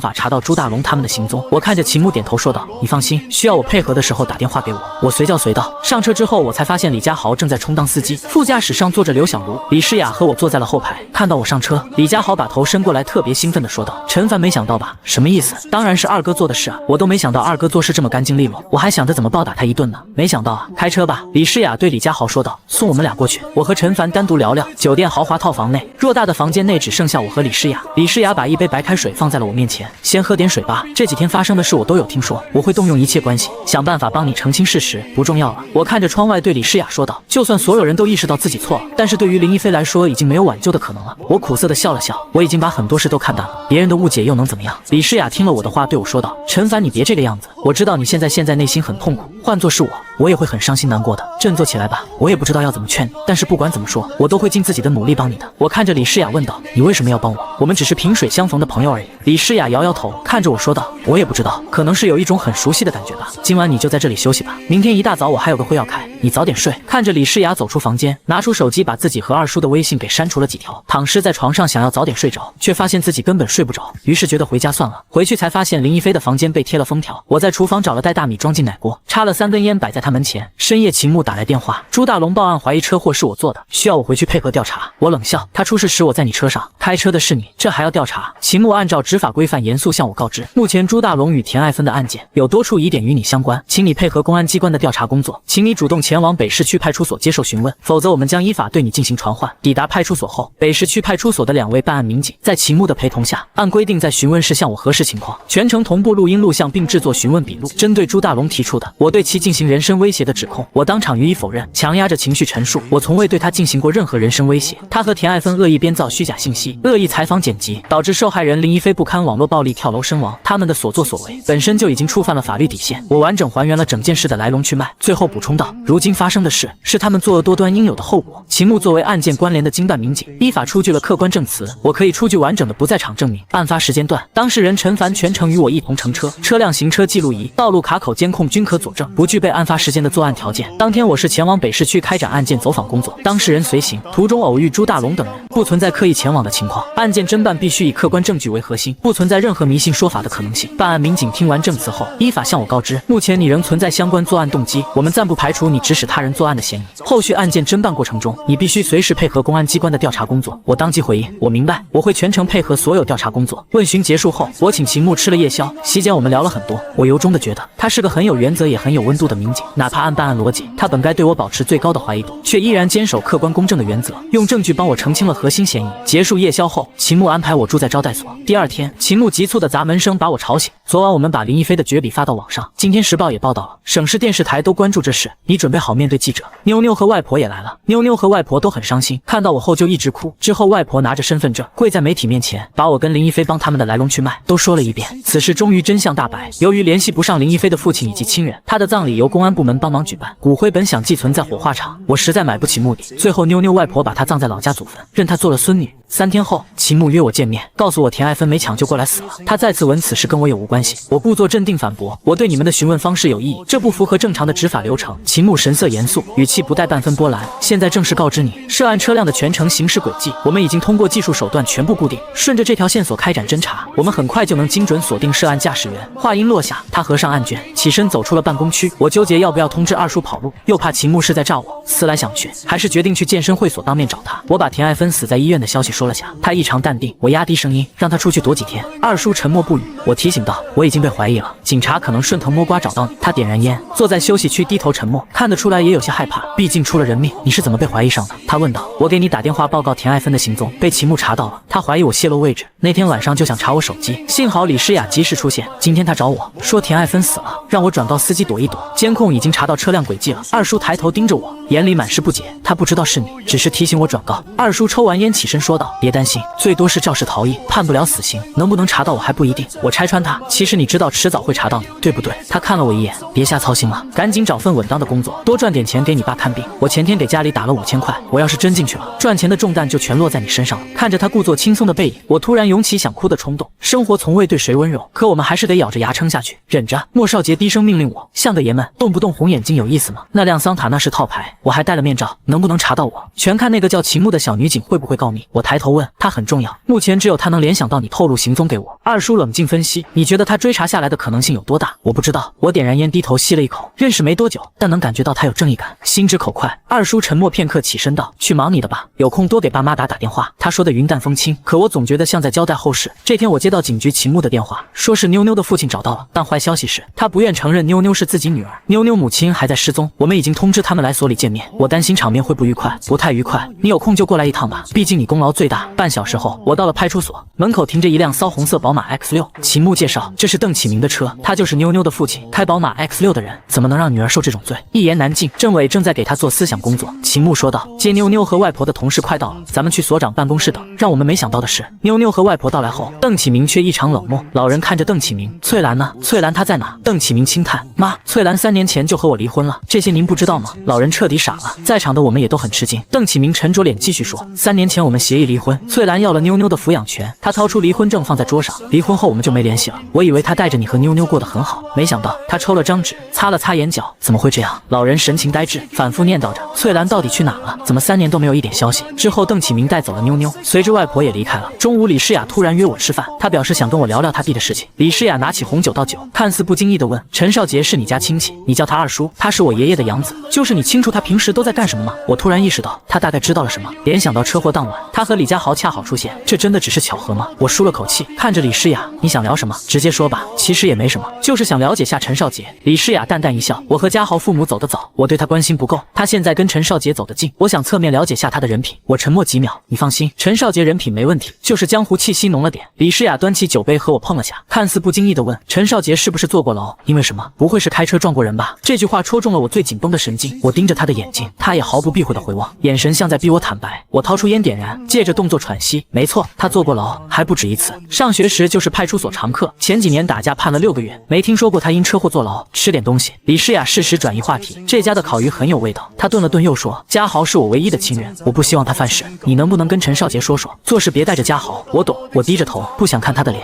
虽然漂亮，却让我觉得陌生。陈凡，你工作还没着落吧？要不要回迪凯？不用了，我打断他，林一飞的事了，房东收回了房子，我得先找住处，再从附近找工作。这顿饭吃得很压抑，饭后我谢绝了司机送，我给二叔打电话，问他那天晚上有多少人知道车祸的事，为什么李嘉豪和李诗雅会在附近。陈少杰起初不愿说，在我坚持下才坦白。我给他打电话时，他正在陪李嘉豪练散打，出门办事时被李嘉豪开车尾随，到北市区后李嘉豪跟丢了，四处寻找时正好撞见车祸。李诗雅来接李嘉豪吃饭，也看到了现场，想必他早就猜到了真相，只是没说。我意识到李诗雅也是知情人，但她不像秦牧那样有强烈的正义感，只是不想陈少杰带坏李嘉豪，所以我并不担心他会举报。下午在刘强的帮助下，我搬到了关渡古镇一家清吧的2楼，后面有个小院，从酒吧的后门出来是一个迂回的楼梯，房东叫老周，1楼的酒吧也是他的，但生意惨淡。我洗完澡刚要休息，陌生号码打来，是警察让我去派出所配合调查，还是关于那场车祸。北市区派出所里，民警拿出朱大龙的报案记录，你在现场对朱大龙说过威胁的话？有，我坦然承认，他恶意诬陷我和林一飞，车祸只是身体伤害，他践踏我们的名誉，伤害我们的心灵，我就是要多说几句狠话才舒服。车祸后多久你到的现场？1分钟还是2分钟记不清了，听到有人喊就过去看热闹。案发前你在哪？在秦牧的车里，我们在附近找车位。为什么会在附近？林一飞跳楼后，秦牧不让我去看他遗体，说带我吃烧烤转移注意力。案发时你和秦牧在一起，他开车你坐车里。对，民警小声嘀咕了几句，起身道，谢谢你配合，保持联系。最近有出远门的计划吗？我不能离开昆明。不是，随便问问。走出派出所，我没马上走，总觉得秦牧会来。半小时后，他果然开车来了。我躲在暗处，抬头才发现周围全是摄像头，看到周围满是摄像头，我瞬间心虚，脑海一片空白，是出去见秦牧，还是继续躲着？几秒钟后，我决定不露面，一旦现身，民警定会认定我们串供，调取监控也会发现我没离开。我眼睁睁看着秦牧走进派出所，祈祷他别说错话，心跳的厉害。要是我们说的北市区执行目的不一致，后果不堪设想。我甚至想逃，却不知道能逃去哪。40分钟后，秦牧出来上车，我的手机随即响起，我看到你了，你在车里。我先开口，你没走。他问道，我觉得他们也会传唤你，就多等了会儿。你心虚了？我有什么好心虚的？就是好奇而已。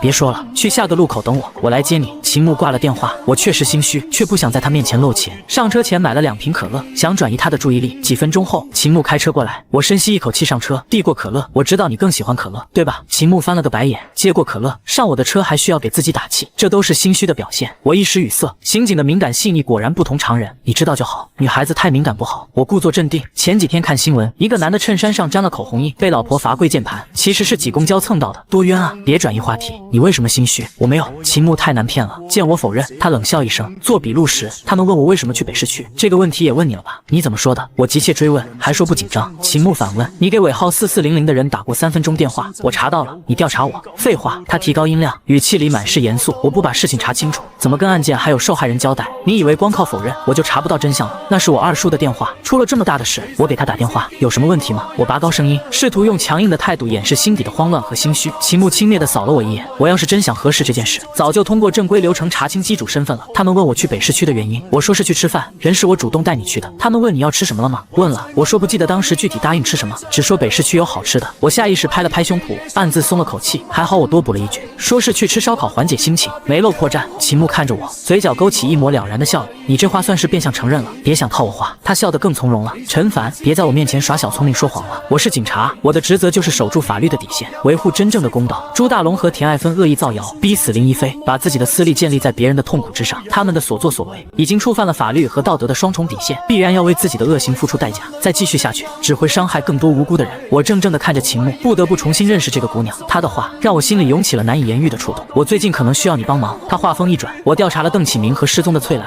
发现很多疑点。翠兰的失踪和他们的离婚都很蹊跷。你说，我全力以赴。邓启明现在的妻子党静是迪凯的财务总监，你和迪凯总经理熟，能不能从内部查一下他的工作、婚姻状况？觉得麻烦就算了。好，等我消息。这事不难。由于车祸的事情没过去，我也无心找工作。老周有生意的时候，我就帮忙打下手，兼职赚点生活费。第二天，我把李诗雅约到了酒吧，打算跟她聊聊党静的事。前几天朋友圈妞妞的事你知道吧？她的亲生父亲邓启明是党静现在的老公，这和妞妞有什么关系？3年前，邓启明和妻子翠兰来昆明打工，办了离婚，之后翠兰就失踪了。邓启明说他跟着有钱人跑了，只想要妞妞。李诗雅皱眉，你的意思是翠兰早有离婚的心思，借着买房把婚办了，之后就跑了？我一惊，李诗雅竟听出了更深的意思，女人果然敏灵感，大概是这样。我倒了杯咖啡。邓启明消失了3年，现在开着100万宝马 X6，他的崛起肯定和党禁有关。党禁是你们公司财务总监，你不觉得可疑吗？这也不能断定他以权谋私吧？太武断了。查了才知道。我故作镇定，我想调查他们，不光是因为党禁，还因为翠兰失联3年了。一个母亲怎么可能3年不联系女儿和母亲？前几天朋友圈全是妞妞的事，她不可能没看到。李诗雅抿了口红酒，我明白你的意思，你想让我怎么配合？陈凡，我知道你在想什么。他无所谓地说，公司现在挺乱，我和李全明貌合神离，明争暗斗的厉害。我爸把公司留给我，不光是愧疚，还因为李全明品行有问题，包养情人、赌博，股东们都知道。最近酒店投诉越来越多，服务用品质量不过关。李全明负责采购，党禁管财务，你要查党禁，我支持你。需要近几个月的财务收支明细，我私下发给你。每一笔大支出都会经过党禁。我傻乎乎地问，任何支出财务都有记录，只是会分配到各个部门。他十分肯定，那先给我3个月的吧。我顿了顿，端起咖啡喝了一小口。其实我怀疑妞妞的亲生母亲被邓启明杀害了。李诗雅微微点头，查吧，我支持你。你之前把迪凯安防部整顿得挺好，保安形象提升不少。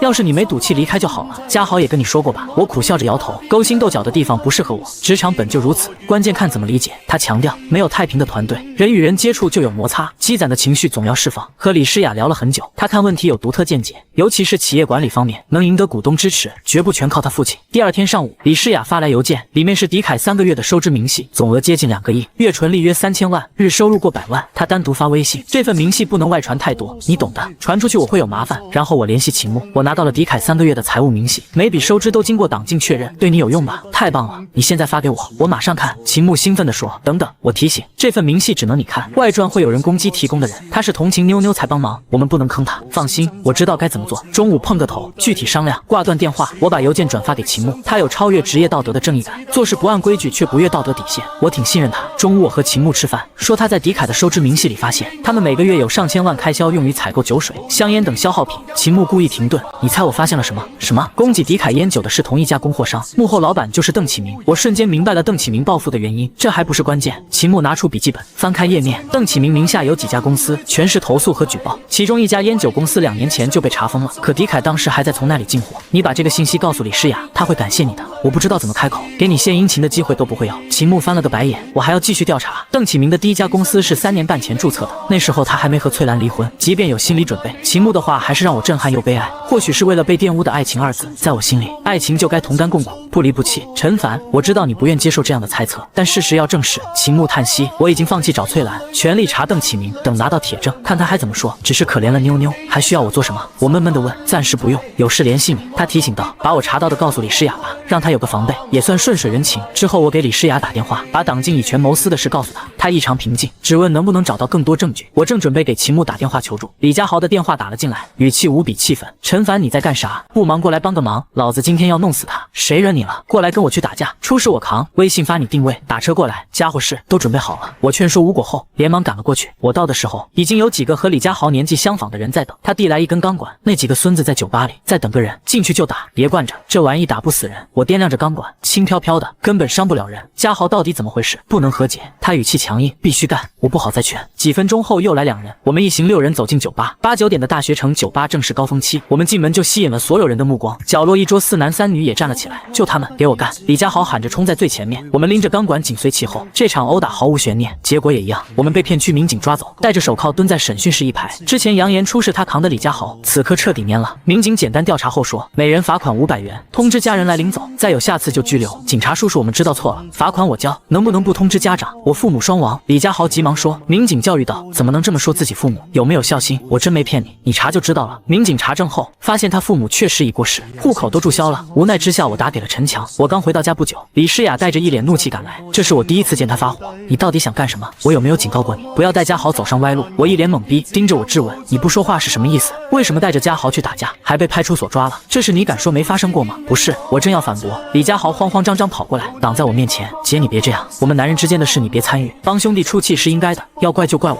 李诗雅气得脸色铁青，现场气氛尴尬。李诗雅怒火中烧，李家豪一副无所谓的样子。对不起，我当时有点冲动了，不应该叫着家豪一起，我给你道歉，以后不会再有类似的事发生了。陈凡，李家豪满眼感激，却只叫出我的名字，麻烦你和你的家人、朋友以后都离我弟弟远点。李诗雅大声吼道，你们不配和我弟弟做朋友。他拉着李家豪，并警告他不许再跟我们来往。姐，李家豪甩开他的手，你太过过分了，怎么能这么说别人？我知道再争执下去，李家豪肯定会说出实情，连忙叫住他：家豪，别和你姐闹脾气，听他的话，先回去吧。陈凡，我扬手打断他：回去吧。2天后，秦牧给我带来了第2份整理好的证据材料，我翻完之后，心里满是震惊。他在办理林一飞被诽谤致死的刑事案件时，依法对涉案关联线索开展侦查，固定了邓启明名下所有注册公司的完整证据，就连他用近亲属名义注册的关联企业也全部核查清楚。这些公司无一例外都是没有实际经营场所的空壳贸易公司。核查结果显示，这些公司均以酒店用品贸易为幌子。在党禁的内部配合下，邓启明将劣质低价产品以次充好，高价卖给迪凯集团。他刻意用单家公司做单次交易，骗取货款后就快速注销公司。等迪凯集团发现货品质量问题时，早已找不到追责主体，只能被迫高价补货承担损失。而他又会注册新的空壳公司，重复实施合同诈骗行为。短短3年时间，他用这种违法手段，先后注册了6家空壳公司。这些证据都已经按流程固定好了。秦牧看着我，语气里带着几分释然：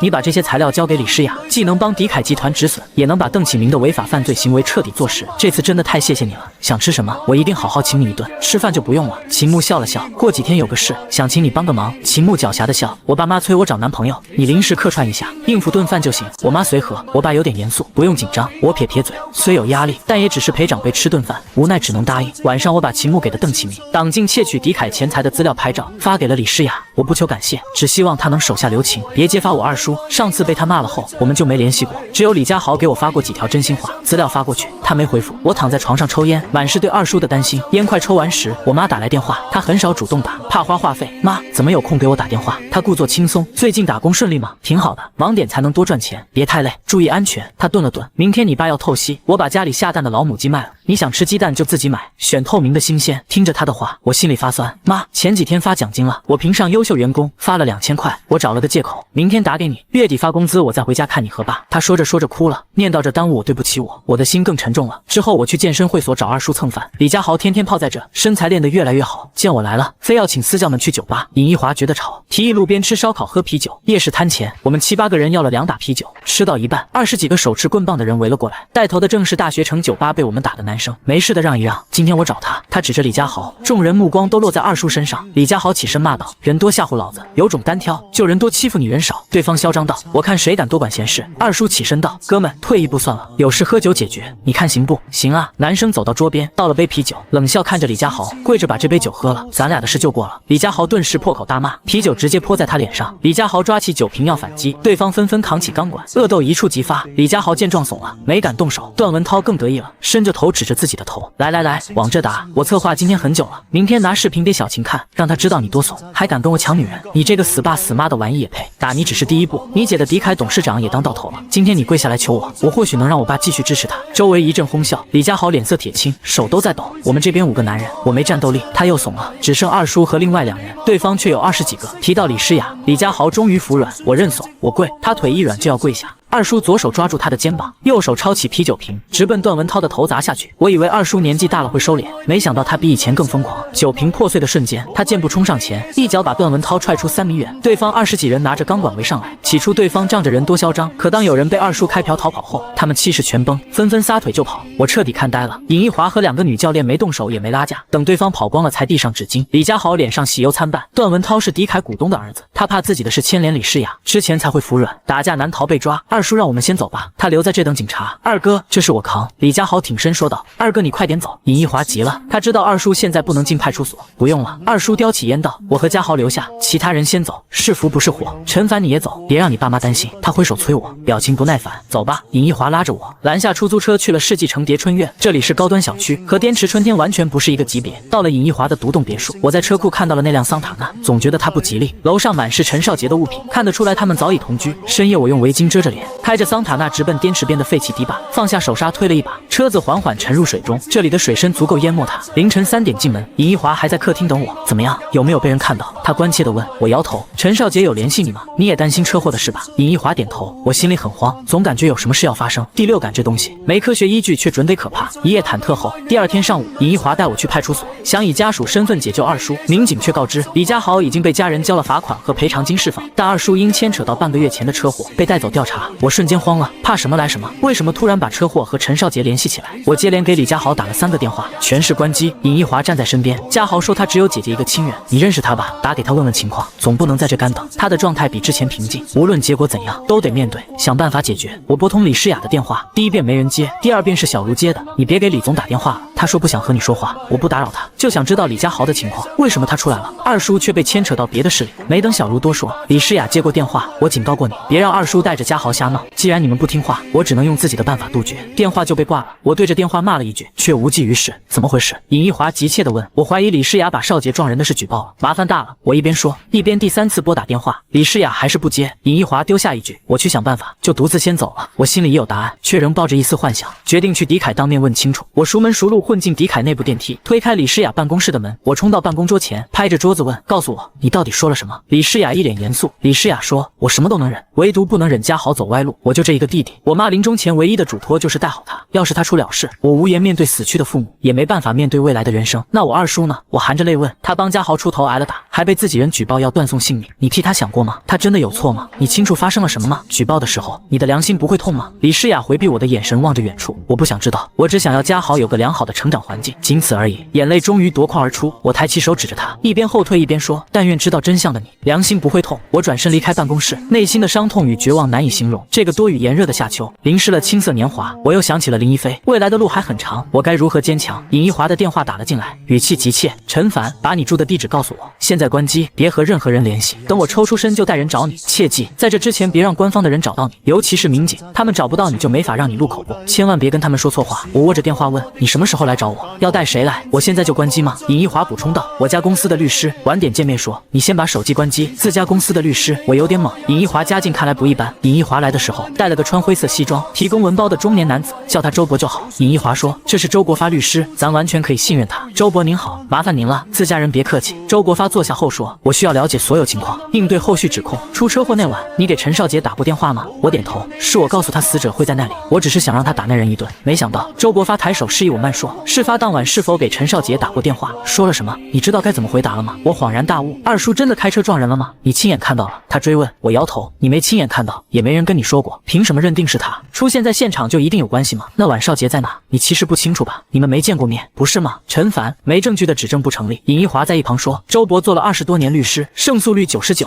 有他在，少杰会清白的，你只要沉住气。我用力点头，我懂，知道什么能说什么不能说。晚饭吃到一半，警察找上门来，不用想，肯定和二叔的事有关。做笔录时，警察不苟言笑，不用我说，你知道找你来是什么事吧？坦白从宽，抗拒从严，你的同伙都交代了，怎么说你自己想清楚。该说的我前几次都讲过了，没什么好补充的，你别嘴硬，我没做什么，不需要宽大处理。我谨记周伯的话，警察问不出什么，让我保持电话畅通。离开时天色已暗，我心里满是焦虑，要是我和陈少杰都被抓了，谁来供我父亲透析？肩上的重担压得人喘不过气。第2天，消失2天的李家豪突然出现在我面前，扑通一声跪在我面前，哭着要解释。我把他扶起来，我知道你重情重义，这事跟你没多大关系，别往心里去。陈凡，你原谅我姐，她太担心我了，怕二哥把我带坏，她一把鼻涕一把泪，可我没想到她这么自私，把我囚禁了2天。我刚跟她大吵一架，你带我走吧，我跟你混，不想回家见她，你帮我个忙。我拍拍她的肩，让她约李诗雅出来说清楚。李家豪家内客厅，李诗雅已经在等，茶几上放着果盘和咖啡。陈凡随便坐。李家豪说道。我坐在李诗雅对面，一言不发地看着她，她脸上带着愧疚。对不起，家豪已经把事情的起因经过都告诉我了，我不知道是这样。段文涛是迪凯大股东的儿子，我们俩都喜欢小琴。李家豪在一旁补充，上次带你去酒吧打他，就是因为这事，他父亲威胁我姐，说我在闹事就不支持他。后来他越来越嚣张，抢走了小琴，还带人逼我下跪，是二哥帮我出头，我欠他太多了，算了，现在不是道歉的时候。我轻叹一声，看向李诗雅，事情已经这样，无法挽回，实名举报不是闹着玩的。陈少杰本来嫌疑就大，要是被认定有罪，就是故意杀人加逃逸。说到这，我心里一阵酸楚。李诗雅脸色阴沉，懊悔的喃喃自语，对不起。我点燃一支烟，继续说道，杀人偿命，他可能是死刑，死缓或无期，这辈子算是废了，我也逃不掉。我不怕坐牢，但我有很多事放不下。我爸肾功能衰竭，每周要做2到3次透析。我妈是下岗工人，靠卖烤红薯维持家用。我高中毕业后就来昆明打工，搬砖、扛水泥、送外卖。省吃俭用就是想多给家里寄钱。陈少杰和我家没血缘关系，这些年赚的钱都搭在我爸身上，说不定不久后我们俩都要进监狱。烟在燃烧，心头像在滴血，我狠狠吸了一口，忍着眼泪，今天来找你，不是想责怪或争吵，我知道你是为了家豪，我是想求你，如果我被关进去，能不能照顾一下我父母，每个月给他们打几千块钱，让我爸能透析。我知道这个要求很过分，但我怕现在不说，以后就没机会了。等我出来，一定会把钱一分不少还你。我只有这一个请求，拜托了。说着，我两腿一弯就要下跪，李家豪一个箭步冲过来，先跪在地上，抱住我哭着说：“陈凡，你放心，不管发生什么，我都不会忘你的嘱托。咱爸的病我放在心上，哪怕我不抽烟喝酒，不去夜场，也保证他有钱看病，这是我能做主。从今天起，你爸妈就是我爸妈，我这辈子认你这个兄弟。”李诗雅从沙发上起身，离开时眼睛是红的，尽管她刻意掩饰，我还是看到了。我相信李家豪的承诺，几千块钱对他来说不算什么。当天晚上，他坚持要我带他去家里认门，我想着说不定很快就会被抓，早点认门也好，便连夜开车带他回了家，去见我的父母。我和李家豪开着李诗雅的白色路虎回老家，这车是狄凯股东段文涛的父亲送的，想让儿子和李诗雅联姻，把他手里的股份纳入段家。李家豪路上跟我说了不少事，他和李诗雅继承的只有狄凯股份，爷爷把房产存款都留给了大伯李全民的生母，他俩手里没多少现钱。李诗雅会理财，靠爷爷偷偷给的生活费玩股票，这也是爷爷把董事长职位留给他的原因。开了4个多小时，深夜1点才到小镇，我们找了个酒店住下。李家豪不解，为什么不直接回家？我爸早睡了，我妈白天摆摊照顾他，得让他睡安稳觉。这一夜没睡好，我琢磨着怎么跟爸妈说后续的事。第二天一早，我们买了苹果、西瓜和2斤猪肉馅。我妈在街角卖烤红薯，看到我突然回来，还坐着好车，赶忙过来问怎么突然回来了。没等我开口，李家豪上前叫道：“妈！”转头问我：“这是咱妈吧？”我妈愣住了，我解释：“这是我拜把子兄弟李家豪，你把他当儿子就行。”妈，我来看你了，爸在家吗？李家豪叫的真诚，在。我妈彻底懵了。我推起烤红薯车，今天收摊，中午吃你包的馄饨。我买了肉馅，回家后我爸也很高兴。李家豪一口一个爸妈，嘴甜得很。我跟爸妈说他没父母，和姐姐相依为命，爸妈立马同情起来，让他逢年过节带着姐姐来家里。李家豪也不客气，吃完饭抢着洗碗，说当儿子的回家就得干活。我终于有妈了，得过瘾。午后我回卧室休息，这是不足8平米的小房间，曾和陈少杰一起住，墙上还贴着泛黄的古惑仔海报，是陈少杰当年的偶像。李家豪看得津津有味，这才是我的偶像，以后跟着二哥混。他又拿起墙上的双节棍，手感不错，磨损这么大，是你练的？二叔的，你喜欢就拿去吧。我说道。他当年练这个把自己脑袋砸了不少包，有次打架，他拿双节棍，17、8个人近不了身，太帅了。回昆明一定跟二哥学。下午我们去菜市场买了水果、蔬菜和肉，把冰箱填满，我总有种交代后事的感觉。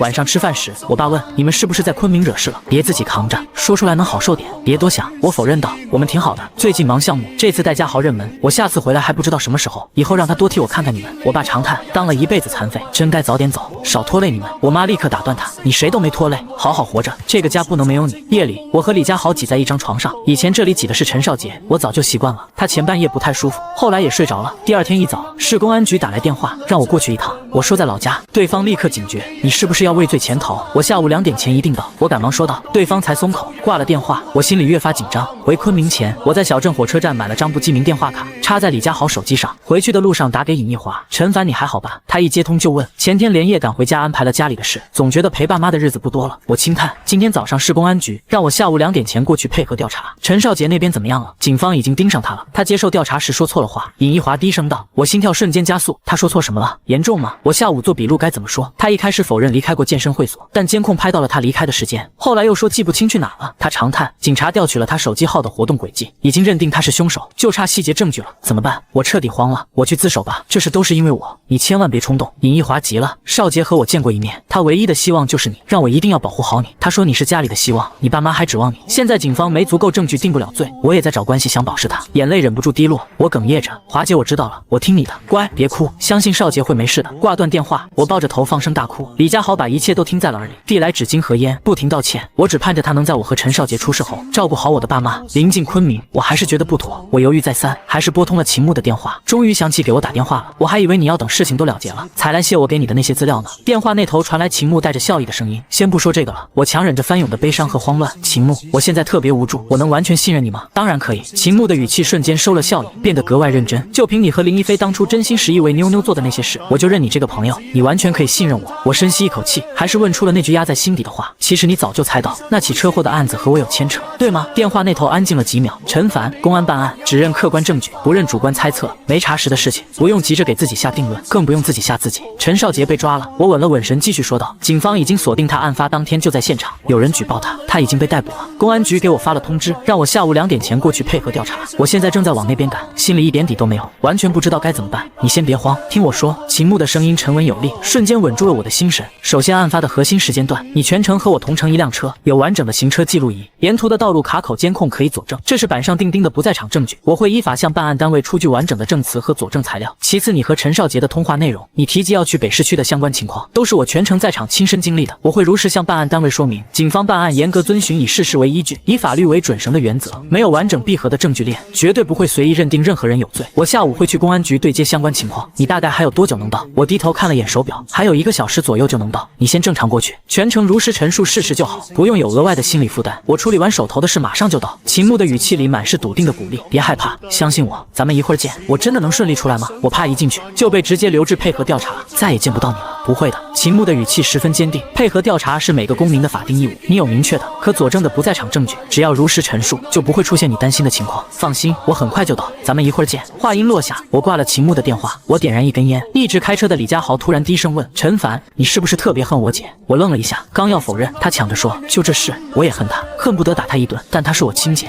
一直照顾我，道歉的话没用，我保证咱爸妈我一定照顾好，一定。我看着他点头，客气话不说了，爸妈就拜托你了，至于恨不恨都过去了，要想人不知除非己莫为，就算他不举报，迟早也会查到。李家豪没再说话，回到昆明，我们没吃午饭，直奔市公安局。他说在门口等我，我让他先回去，没敢说自己可能出不来。这次审讯阵势完全不同，左右两侧45度，各放一个灯箱，4个警察在场，2人提问，1人用 DV 拍摄，1人电脑记录。我顶着压力坐下，有了前几次经验，反倒不怎么紧张。他们翻来覆去问我案发时的行踪，给陈少杰打电话的内容，他是否知道我和朱大龙的过节。我按秦牧说的，在细节上稍作修改。我和陈少杰拉家常，他问我晚上吃什么，我随口说在去北市区美食城的路上，朋友带着随便吃点。调查结束，警察说综合现有线索，你与本案存在重大关联，我们将依法对你执行刑事拘留，请你配合。我闻言自嘲地笑了笑，这个结果我早有预料。就在办案民警准备依法出示拘留证，给我佩戴谢具时，审讯室的门被敲响了。省厅督导组的秦厅长身着全套规范警服，在几位陪同人员的簇拥下走了进来。秦牧也跟在队伍里，路过我身边时，用眼神给了我一个笃定的安抚。屋里的办案民警立刻立正敬礼，规范汇报工作。秦厅长目光扫过全场，语气严肃：我们这次来是专项督导陈少杰相关案件的侦办工作，重点核查涉案人员的证据链闭环情况。陈凡的相关调查，你们的核心证据是什么？办案民警立刻规范汇报了现有线索和调查进展，说明了你采取刑事拘留的依据。听完汇报，秦牧立刻上前向督导组和办案组提交了全套密封的证据材料。报告督导组，各位同事，我是本案的前期摸排民警，这里有陈凡案发时段完整的不在场证据，包括全程行车记录仪影像、道路卡口监控记录、同步通话录音，所有证据均已按法定程序固定，足以排除陈凡的核心作案嫌疑。此前我已将该证据提交至办案组。秦牧的语气严谨规范，没有半分逾矩。办案组民警快速核查完证据后，立刻发现了工作疏漏，当场向我规范致歉。陈先生，非常抱歉，因我们的证据核查工作不到位，给你造成了困扰，你的嫌疑已初步排除。